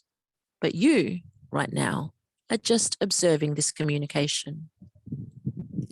You are observing that the higher mind is sending information to your physical mind, which is in the warehouse, which is in the box, and you are simply observing this communication from the sky to your mind, which is in the box, in the warehouse. But you're not having any feelings about it. You're just simply observing. This process will allow you to function more in the channeling state, which will allow you to realize and receive more information that will be helpful for you in your life. When you are ready, Be thankful for the day. Be thankful for the communication, and allow yourself to walk inside the warehouse. Just say thank you to the warehouse, the space that allowed you to feel this sense of removal, yet still be attached in a way that you need to. You can say thank you to the box that is holding the thoughts, and whatever place you feel that you need to say thank you to.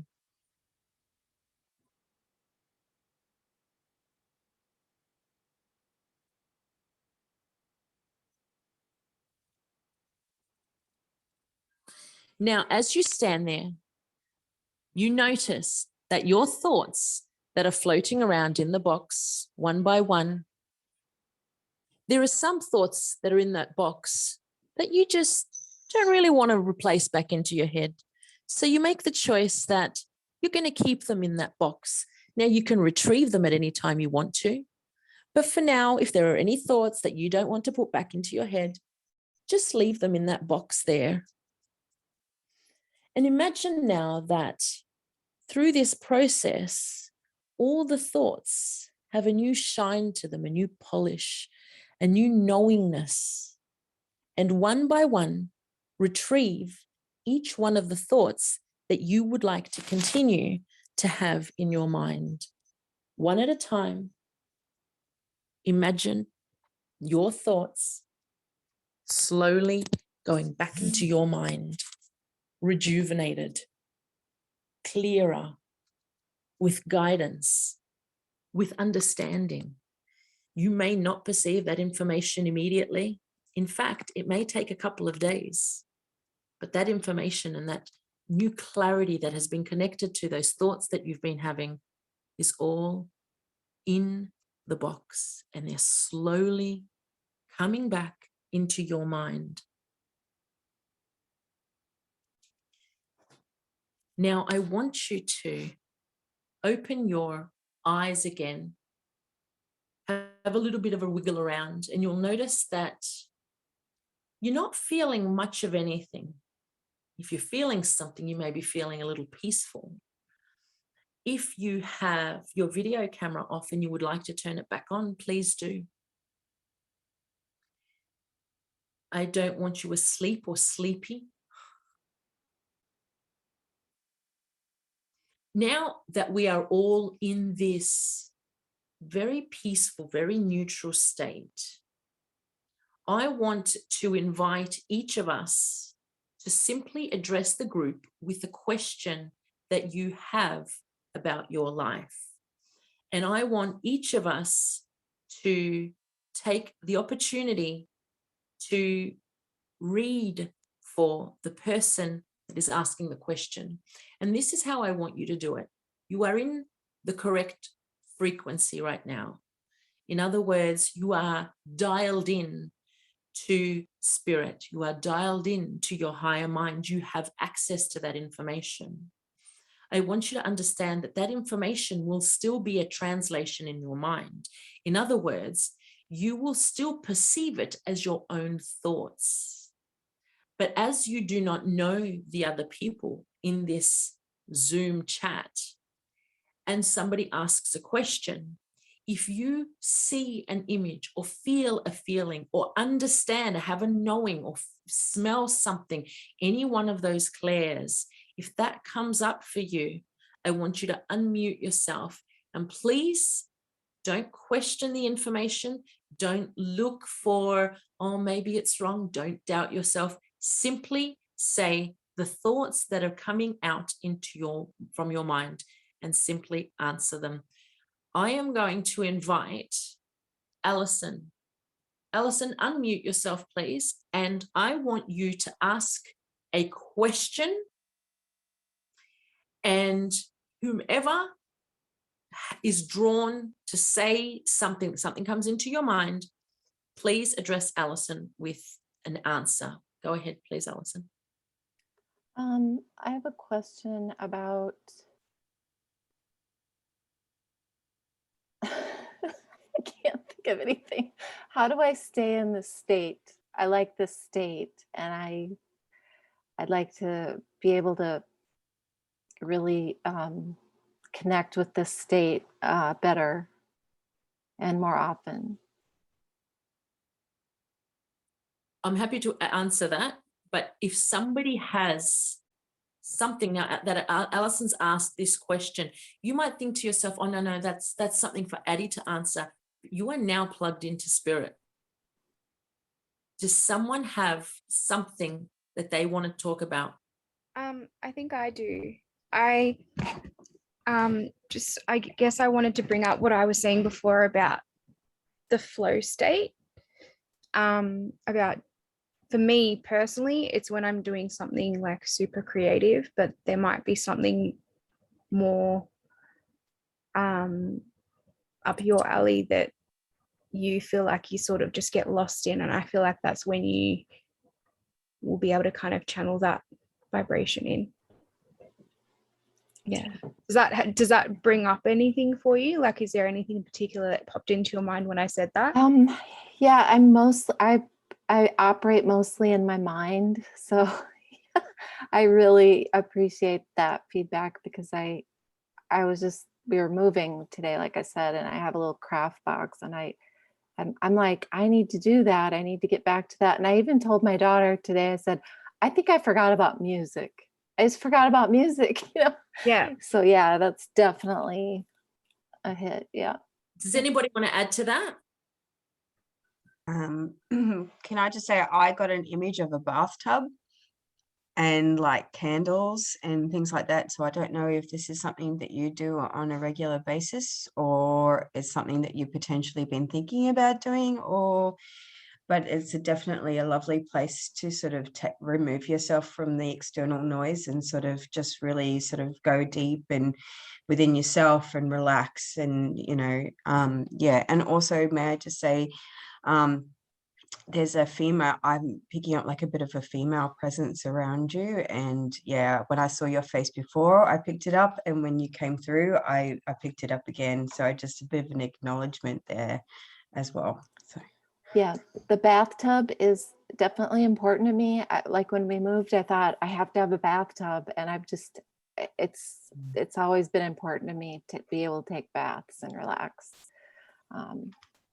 And then the woman, I don't know. Okay. I just wanted to quickly add as well on top of that, do you journal at all? I used to profusely, and I stopped. It's like I said, I got into this other like intellectual kind of. Yeah. I feel like you need to get back to that. And I don't know if you've ever heard of, I think it's just called free writing. Which is basically just you channeling. So like you don't even have to write about something in particular. It's just literally just writing whatever comes up. Yeah, I used to write profusely, and I'd start connecting to people that I didn't even know, and weird things would happen. And yeah. Alison, the biggest thing for me when you said that, I just want you, even if you're not writing something, when you're trying to channel, even if you're not writing something, just grab a piece of paper and just start doodling, right? That'll allow you to get into this psychic flow. The other thing I wanted to add is that you like to be in control of all things. And one of the life things that you're learning during this time is that, my darling, you're not in control here. That is exactly what I'm getting chills. What I felt when I was looking through the warehouse. Oh my God. Oh dear. Yeah. I'm like, there's goosebumps everywhere. I know. That is definitely. This exercise will be available to you. I would recommend doing this, especially for you, once a week for the next 4 or 5 weeks, just so that you can acclimate yourself to the feeling of this frequency. Right now, it kind of feels a little foreign to you. So you're like, wow. But once you feel it a few times, just the memory of something, you cannot remember something if you are not in vibrational alignment with it. If you remember what it felt like, you can activate that feeling from within yourself. You don't have to do the entire exercise. You just have to be familiar with the feeling. It's like literally setting it into your brain. It's now become part of the content of your brain. You can access any content that's already in your brain. Okay, Awesome. thank you. Thank you. All right, Cassie, do you have a question? Please unmute yourself, Cassie, and ask a question.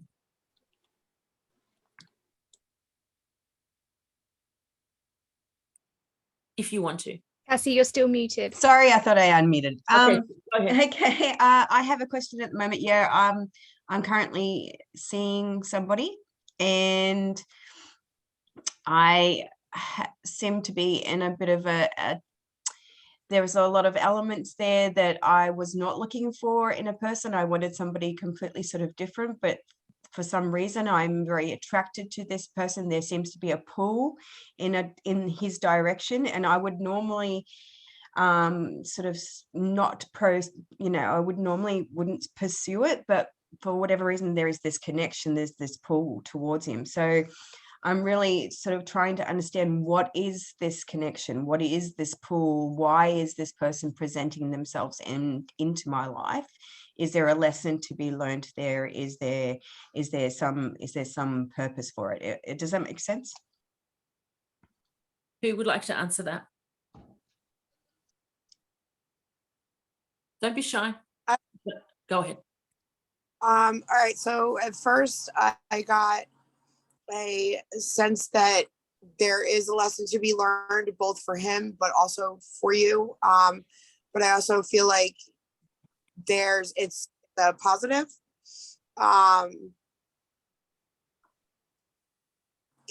In a way where he's basically going to be I don't want to say healing anything. I want to say enlightening, bringing like a bigger or a more positive awareness to you that you haven't experienced yet. Okay. And you vice versa for him as well. Beautiful. Anybody else want to add to that?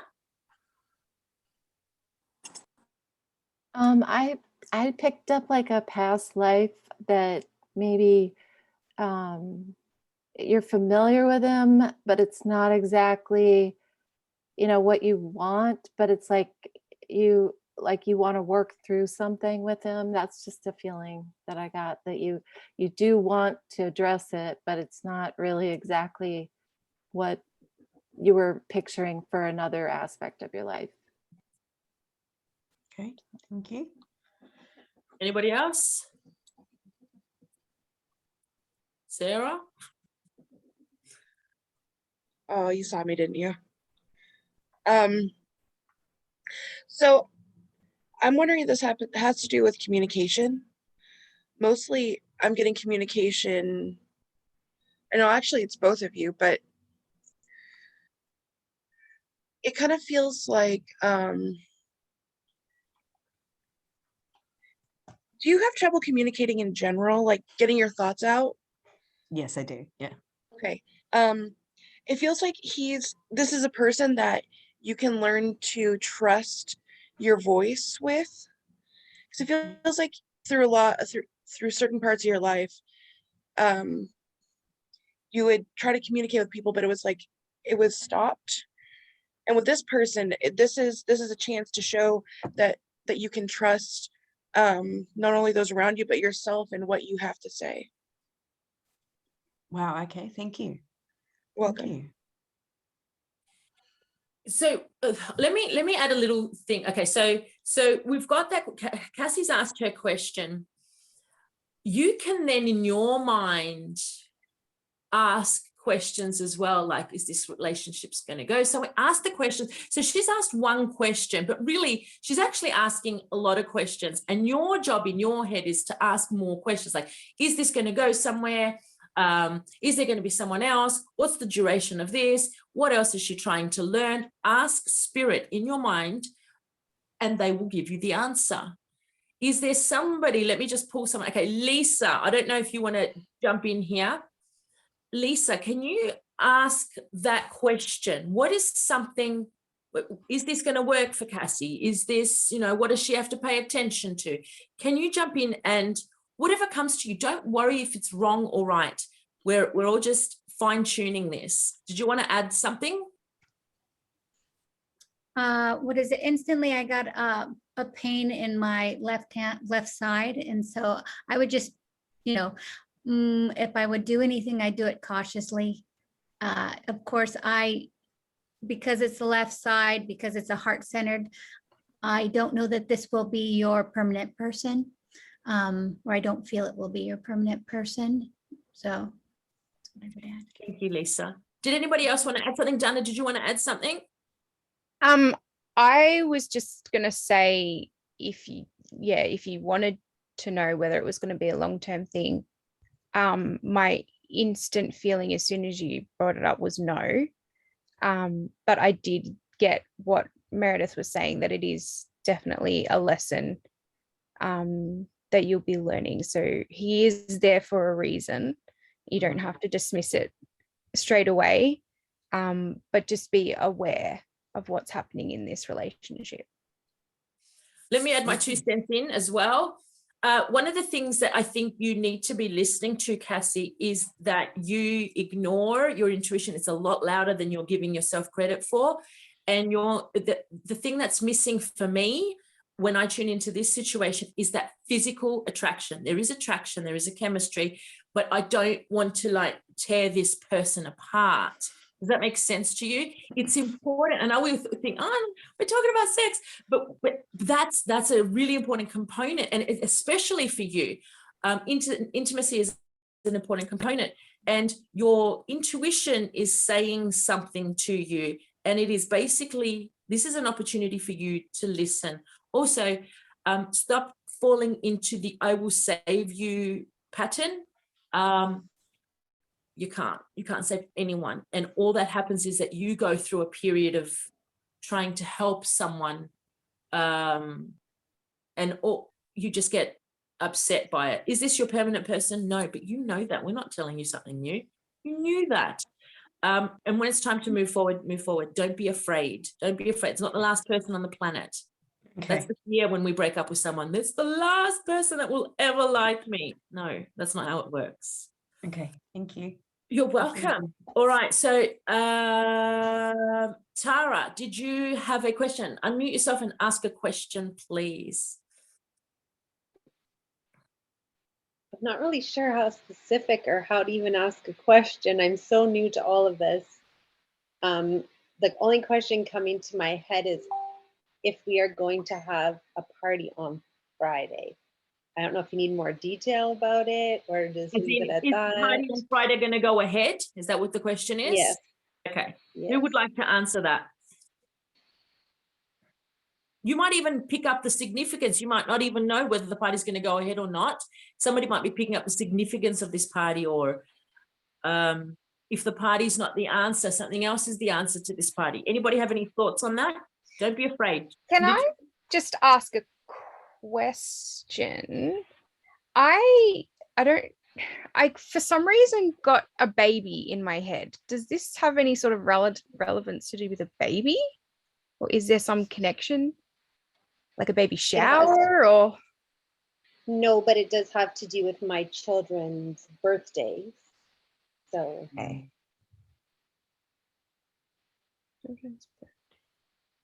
Is it for your daughter? It's most officially for my daughter, but it's my daughter and son's double birthday. But it is okay. Mainly my daughter's. I saw a lot of pink, like pink balloons. I'm not really sure what else.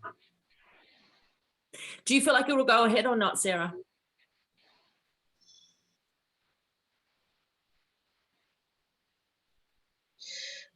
I feel like that's more of a it could or it couldn't. I'm not getting a yes or a no. And it also feels like there might be a little. Does your son feel a little left out? So I have 3 children, and it's a double birthday for 2 of them, and the one who is not celebrating is my son. So I'm sure he does a little. This is what I'll tell you what I'm feeling. I'm feeling like, yes, you should have the party, but do something separate for him, because I feel a lot when I'm thinking about the party, like it sort of feels like, yay, but there's hurt feelings. Yeah, I'm feeling a deep sadness too. So I Okay. go ahead, sorry. No, you go ahead. I was just gonna say, maybe sit down and have a conversation with your son and see what he would like to, before the party. Talk to him, ask him what he wants to do for himself, because it feels like he's a little overshadowed. And let maybe he wants to just do something private. Maybe he doesn't want to have a big birthday party, but let him know that he is loved and he is special. And then that way, when the birthday party does happen, that he won't feel left out or resentful, because he knows he's going to have his time. Okay. Appreciate that. Thank you. Anybody else have anything to add? All right, I'll tell you my little take. I feel like it's going to go ahead, but it's going to be a heavily modified version of what you intended. I don't feel like the actual shebang is going to be what's happening. I feel like it's going to be like, well, we're going to do it. It's going to be our version of it. It's going to be a lot smaller. I feel like if this was you and I just having a conversation, I would get into it a little bit more, but there's an element, there's a lingering of sadness there that normally I would like to delve into. It's not permanent. It's not something like, oh, you should be careful of this, but there's something, one of the kids, there's a sadness. And I would be speaking to all three of the kids separately. How you doing? Bring something up, because I feel like one of the kids is not, part of their feelings is not being addressed. They miss someone deeply. I feel like there's a missing, and I just don't know what it is, but there's a sadness there that I would normally want to dig into. Okay, I hope that helps. Elizabeth, did you want to unmute yourself and ask a question? You don't have to, look, if you're not comfortable on the video, that's fine. Just unmute yourself and ask your question. Yeah, I'm planning my future. And when I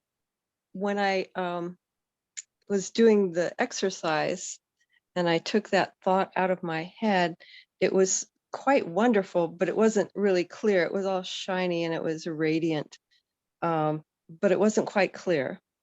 And this is me creating my new future. Mm-hmm. Does anybody want to just keep that state of consciousness? Just don't allow your fears or your ego to step in and go, oh, I don't know, what if I say something wrong? Step in and have something to say. So Meredith, did you want to add something here? And I'm trying to clear and get back to the consciousness. Sorry. No, you're fine. You're fine. Did anybody else want to address Elizabeth's question about the future? It can be anything. Yeah. I got the feeling right away that you're going to be really developing your psychic abilities and your spirituality, and just becoming much more filled with light and peace. And that's, I think, what you're sensing about the shininess of it. And maybe it's like you don't see it yet, but I don't know, that I just saw it right away. Like you're really going to develop deeper into yourself and your higher self. Elizabeth, are you planning a move? No. You mean physically out of my house? Yeah. Or a different place? No, I haven't, nothing imminent. Because to me, are you far away? Are you at a reasonable distance from, I feel like you've got grandchildren that you really, really love. Are you at a reasonable distance away from the grandkids? I have no children. You have no children. Are there two children that you are specifically closely connected to? No. That's really, really weird, because I feel like I'm moving closer. I feel like I'm moving closer to two younger children, and these children are under 10. No, I don't even have any friends that have kids that are that age. It could very well be that you get yourself some neighbors, but for me, there feels like a significant, is there anybody else that's feeling anything similar that can add to that? For me, it feels like there's a significant move. And I feel like I'm moving closer to 2 young children, under 10, like young. Anybody else have anything? I didn't really get anything specific for that, but when you were saying that you'd move closer to the 2 children, I kind of just picked up that it might actually just be a neighbor who becomes quite significant in your life. Right. That's Anybody kind else? of what I felt. There's no kids in my life. I mean, I don't have any. I have no kids. I have no grandkids. I have nieces and nephews, but they're adults. They're well in their 30s. So Right. there's really no kids in my life. None of my friends have kids. I understand. I mean, their kids are all grown. There are so many people that we all have yet to love that we have not met just yet. And come back to me and come and let us know. But to me, it feels like a move, and it feels like a significant move. I don't feel like I'm moving like, I don't know, 15 minutes down the road or 20 minutes down the road. I feel like a significant move. I don't know about to a different state or something to that effect, but it feels like a significant move. Yeah. Okay. I'm open to it. All right. So who's got a question? Haven't we had a Sarah? Do you have a question, sweetheart? Yes. I guess I'm wondering about my future as well. But mainly I'm not sure what to do career-wise or romantic-wise, and I don't know. I'm just not sure. I feel a little meh about it. Does that make sense? It does. I guess I just need a little guidance. Does anybody want to have a connection with Sarah? Anything that's coming up in your mind, just understand that it will come as a thought. It's not going to come with angels playing harps or anything in the background. It will literally be a thought. Speak your thoughts and be okay with no. I do. I do. And I've gotten this twice now, especially right now. My head is screaming, trust the process. Trust the process. Don't worry too much about it, because you're going to get yourself in your head and to keep you from experiencing what is meant for you. And you'll be so focused on the feeling of the meh that you miss, you kind of like don't recognize, you don't recognize what may come right in front of you. So trust the process, don't overthink it. And just self-love, screaming self-love. Yeah. Self-love. Sarah, message me afterwards. I want to add something to all of that, but not here. Otherwise, it would take 10,000 hours. For sure. Okay. And thank you. That was It's everything true, was very spot on. Who haven't we read for? Tara, have we read for you? Do you have a question? Me? Yeah. Oh no, we did you. We did. Forgive me. Who hasn't asked a question? Lisa, go for it, beautiful. Right. Let's see. So during the meditation, I had a vision of a truck. It was a funny shaped truck with the back open, and then all the clothes fell out. So any ideas?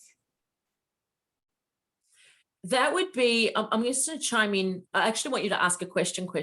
What that would be is that is a metaphor for you.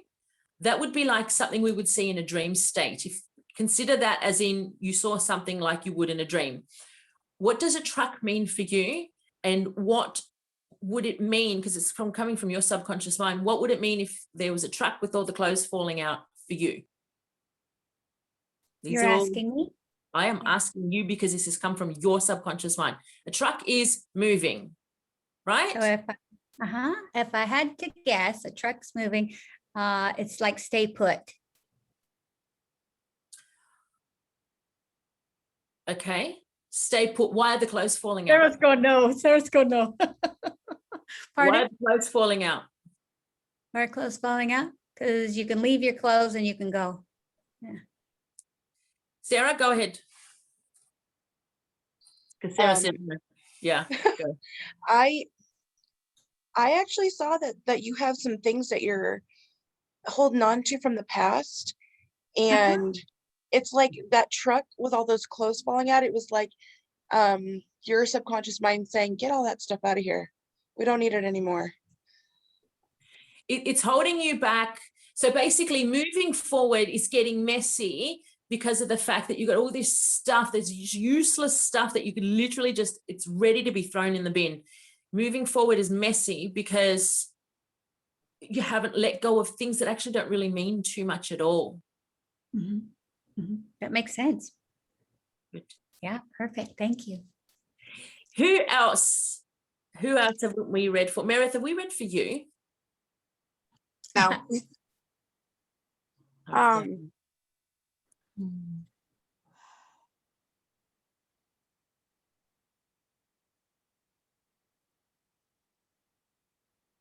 God, I don't even, my mind is cluttered. It's very chaotic at the moment. So I'm not quite sure what to ask, how to ask it, or anything. You know what? Yeah, no, let's do this. There's someone that I am in love with and have tried to not be in love with and can't not be in love with him. What is it? Is he it?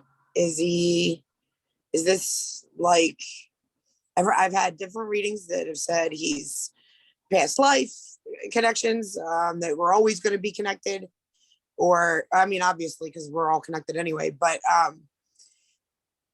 like, what is going to happen moving forward with he and I?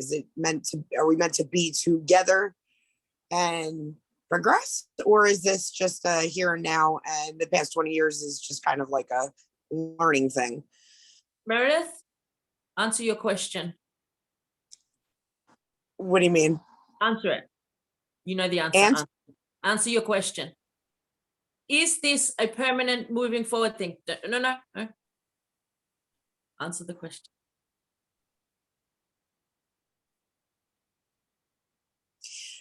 That's where I struggle, because that's where I get the feeling that it's yes, but my fears say no. And then I try to, it's a mess. I can't, he's the one person, and it's the one thing that I cannot figure out. Does anyone So pretend you're me. Pretend you're me, right? What advice would you give me if I said, I'm struggling, I'm in this place, I've been in this relationship for 20 years, and I can't figure out if it's going to go anywhere or not? Well, see, that's the thing. Normally I would tell somebody, trust the process. If it's meant to be, it will be. And I know that's the same with this. It's more like, I know that we have been off and on for 20 years. So that it's not that anything's been wrong. It's that our phases in growth and progression have served purposes for each other over the 20 years. And then we separate and we do our thing, and we end up back together and realigned again. And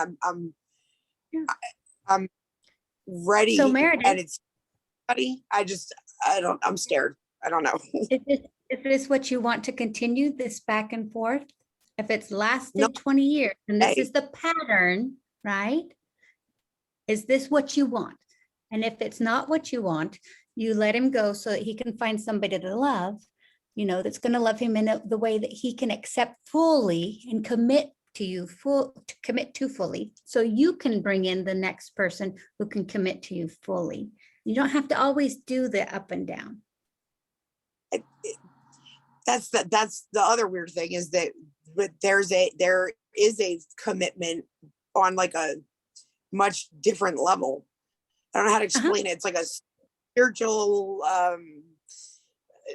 just like a different energy level. There's commitment. There's can I chime in? You can actually a different line.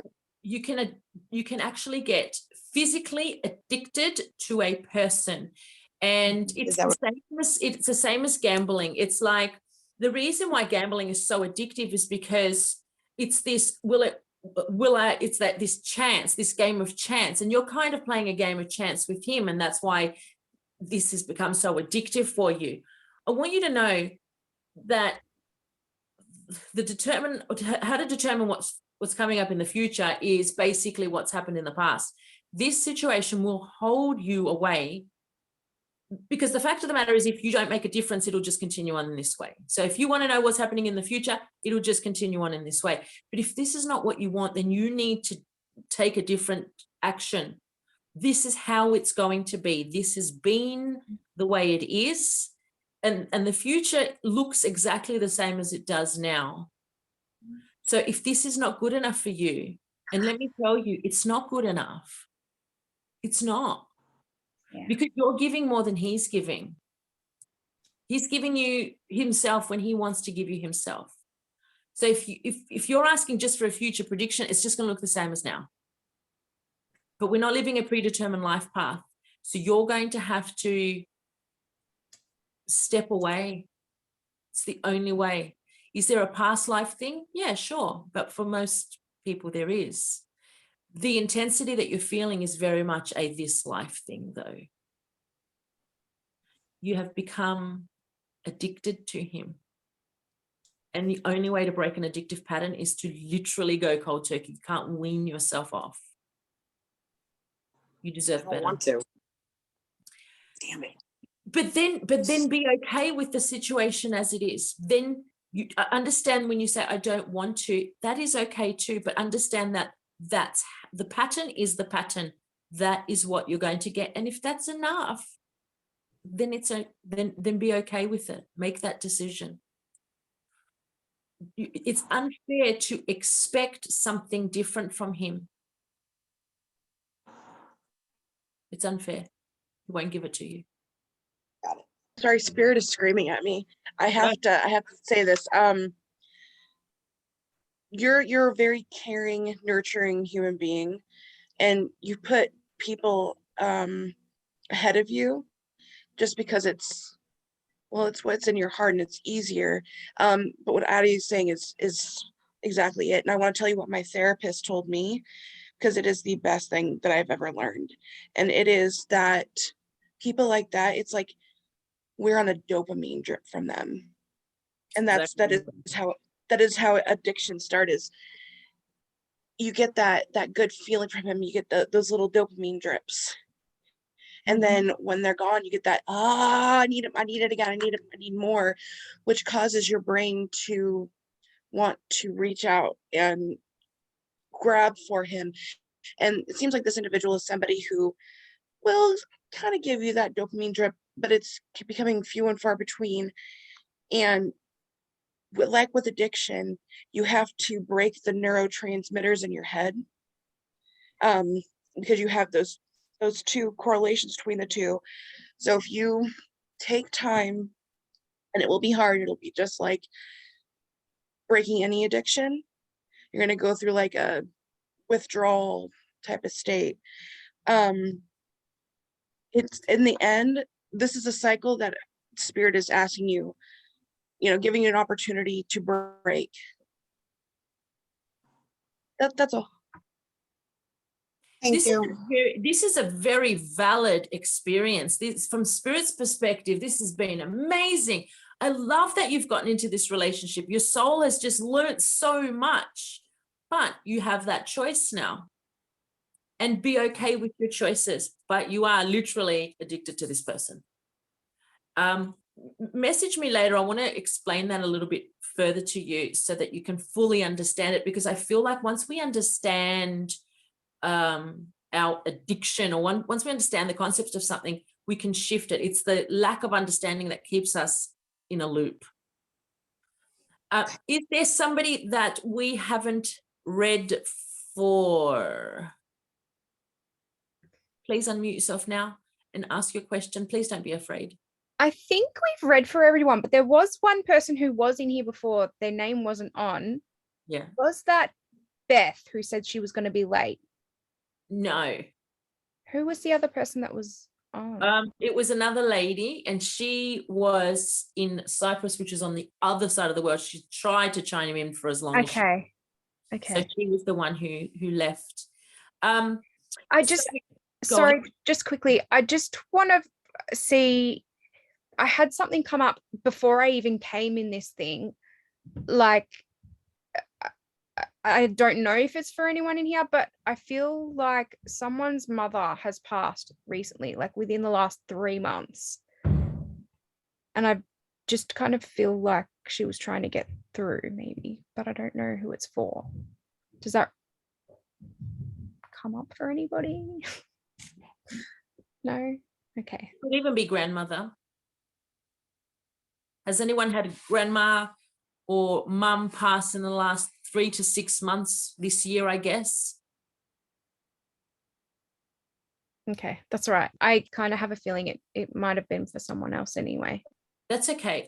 Sometimes we think it's mum, but what you're actually trying to do is connect to mum's side of the family. Sometimes you just have to probe a little bit, okay, I want to talk about mum's side of the family, and it could be something in relation to someone here where from mum's side of the family, there has been some trouble, and it could even be a great grandparent going, hey, I just want to apologize on behalf of mum. This is why she's behaving in this way. So there's a few things, and when you've got someone in front of you, your job is to, if somebody says no, okay, no, it's not mum, it's not grandma, you still have this motherly feeling. Okay, let me just communicate what's coming to me, and let's see where this fits. And I think that's the important part.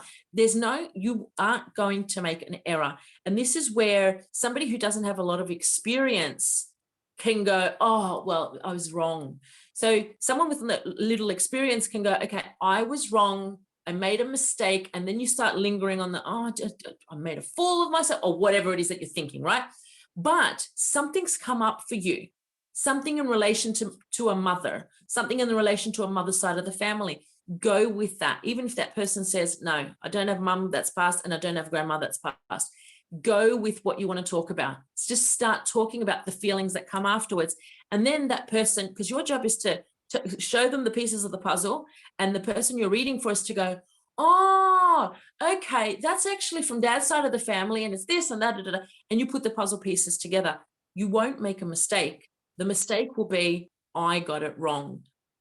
That's the mistake. When you feel like I got it completely wrong, see where it fits in the puzzle pieces. There was 12 of us at one point in here. It could have been anybody. Could even have been, I think her name was Argina. It could have even been Argina. She may have lost her mother.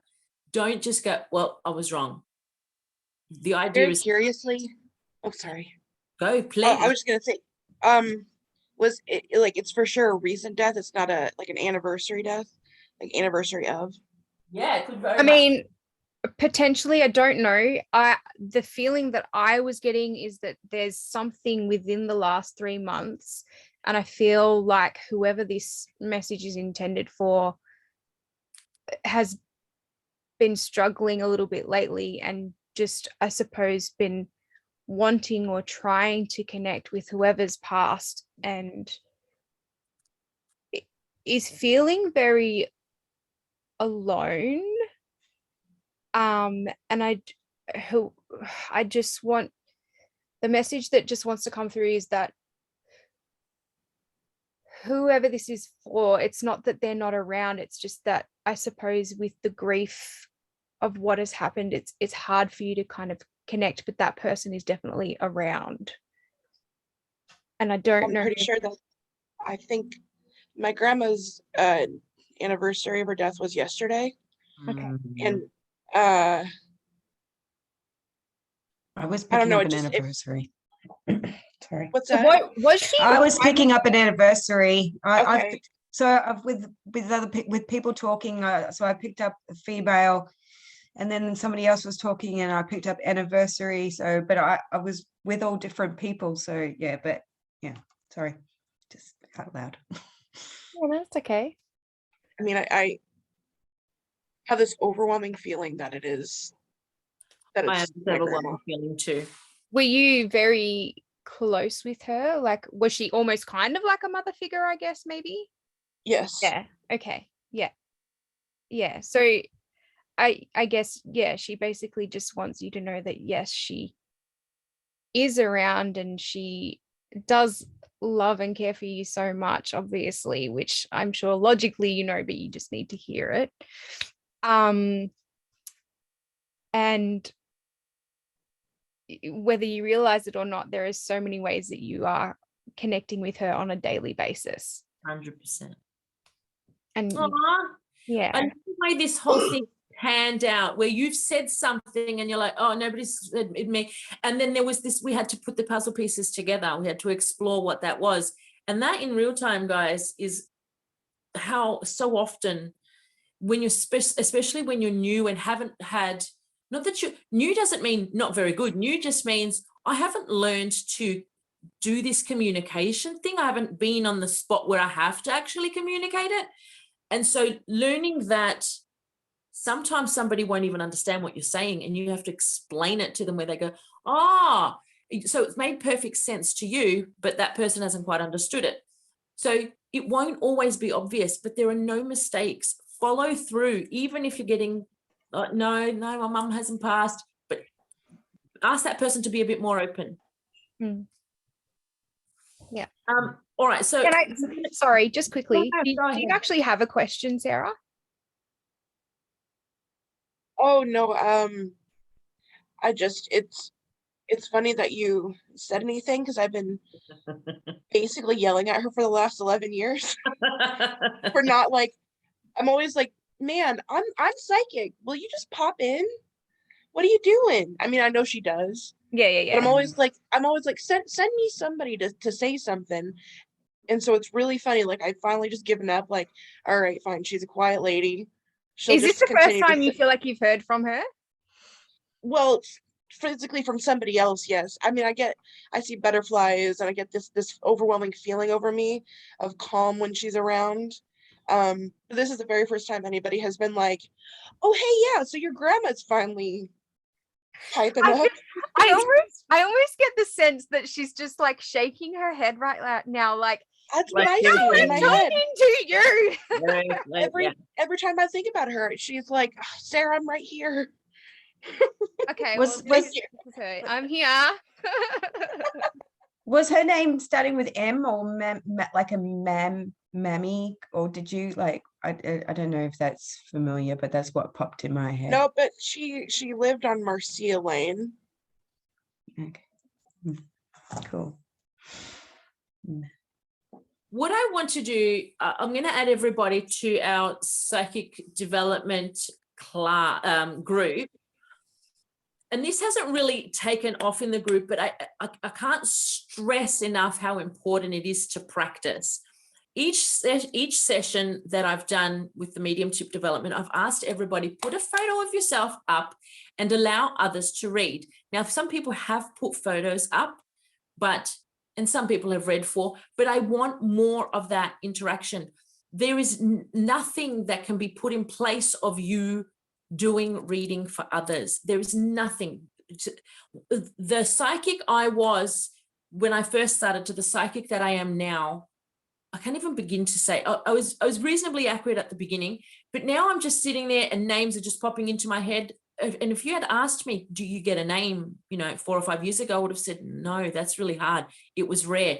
But now all of a sudden names are just landing in my head. And it's just because I do it all the time. And I've started to understand the communication and I've started to trust the information that I get. And I stop worrying so much when I hear a no, or you got that right, or you got that wrong, sorry.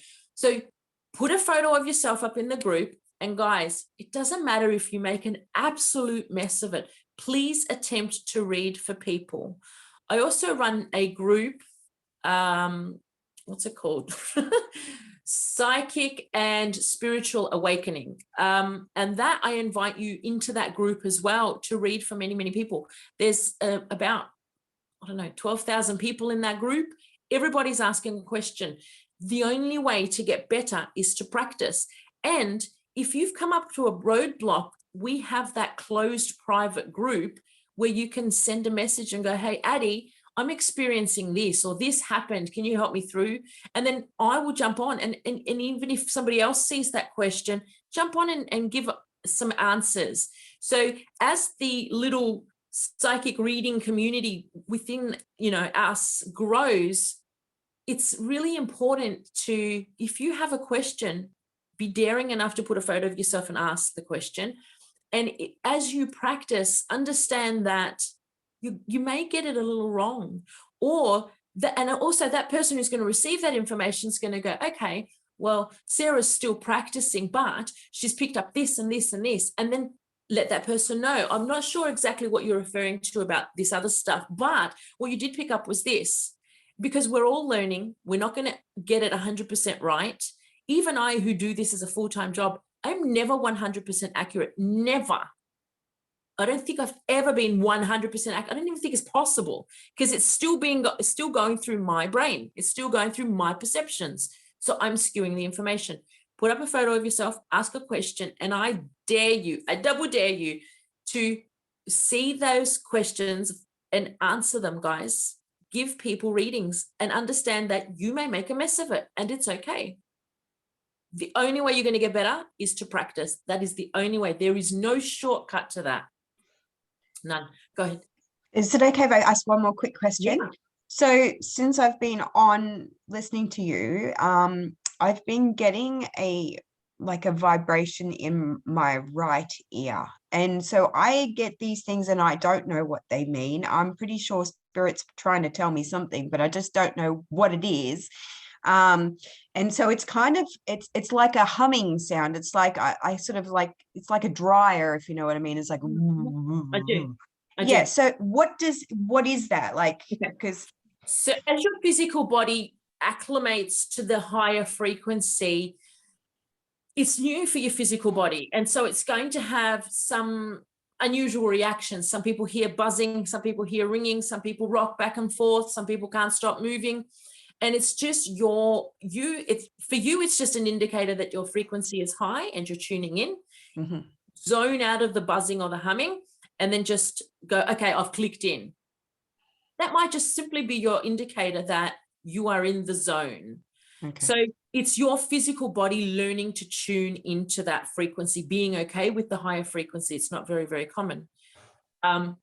So just be okay with the little side effects. What will happen is at first you'll get all these side effects, you'll be rocking and you'll get some buzzing or whatever. But then as you get better and better and better, all of that stops and it's just knowing. Clairvoyance goes out the window, smells go out, everything goes out the window. The better you get, the more all of that noise goes, and all of a sudden you just know things. That's when you know you've reached a level. I mean, you can always get better and better, but that's when you know you've reached a level where you're somewhat familiar with the language of spirit. But all this external stuff, just don't question it. Don't worry about it. Just understand that you're just acclimating to that higher frequency. Okay. All right. Thank you. You're welcome. All right, guys. So when I hang up, I'm going to send you a link to the group. If you sort of hang up and go, I still have 500,000 questions, you can message me privately. I'm happy for you to do that. But it's more likely that somebody else has got the same sort of question. So please, if you feel comfortable enough, put it in the group. I'll answer in the group. I might even do like a little video reply in the group.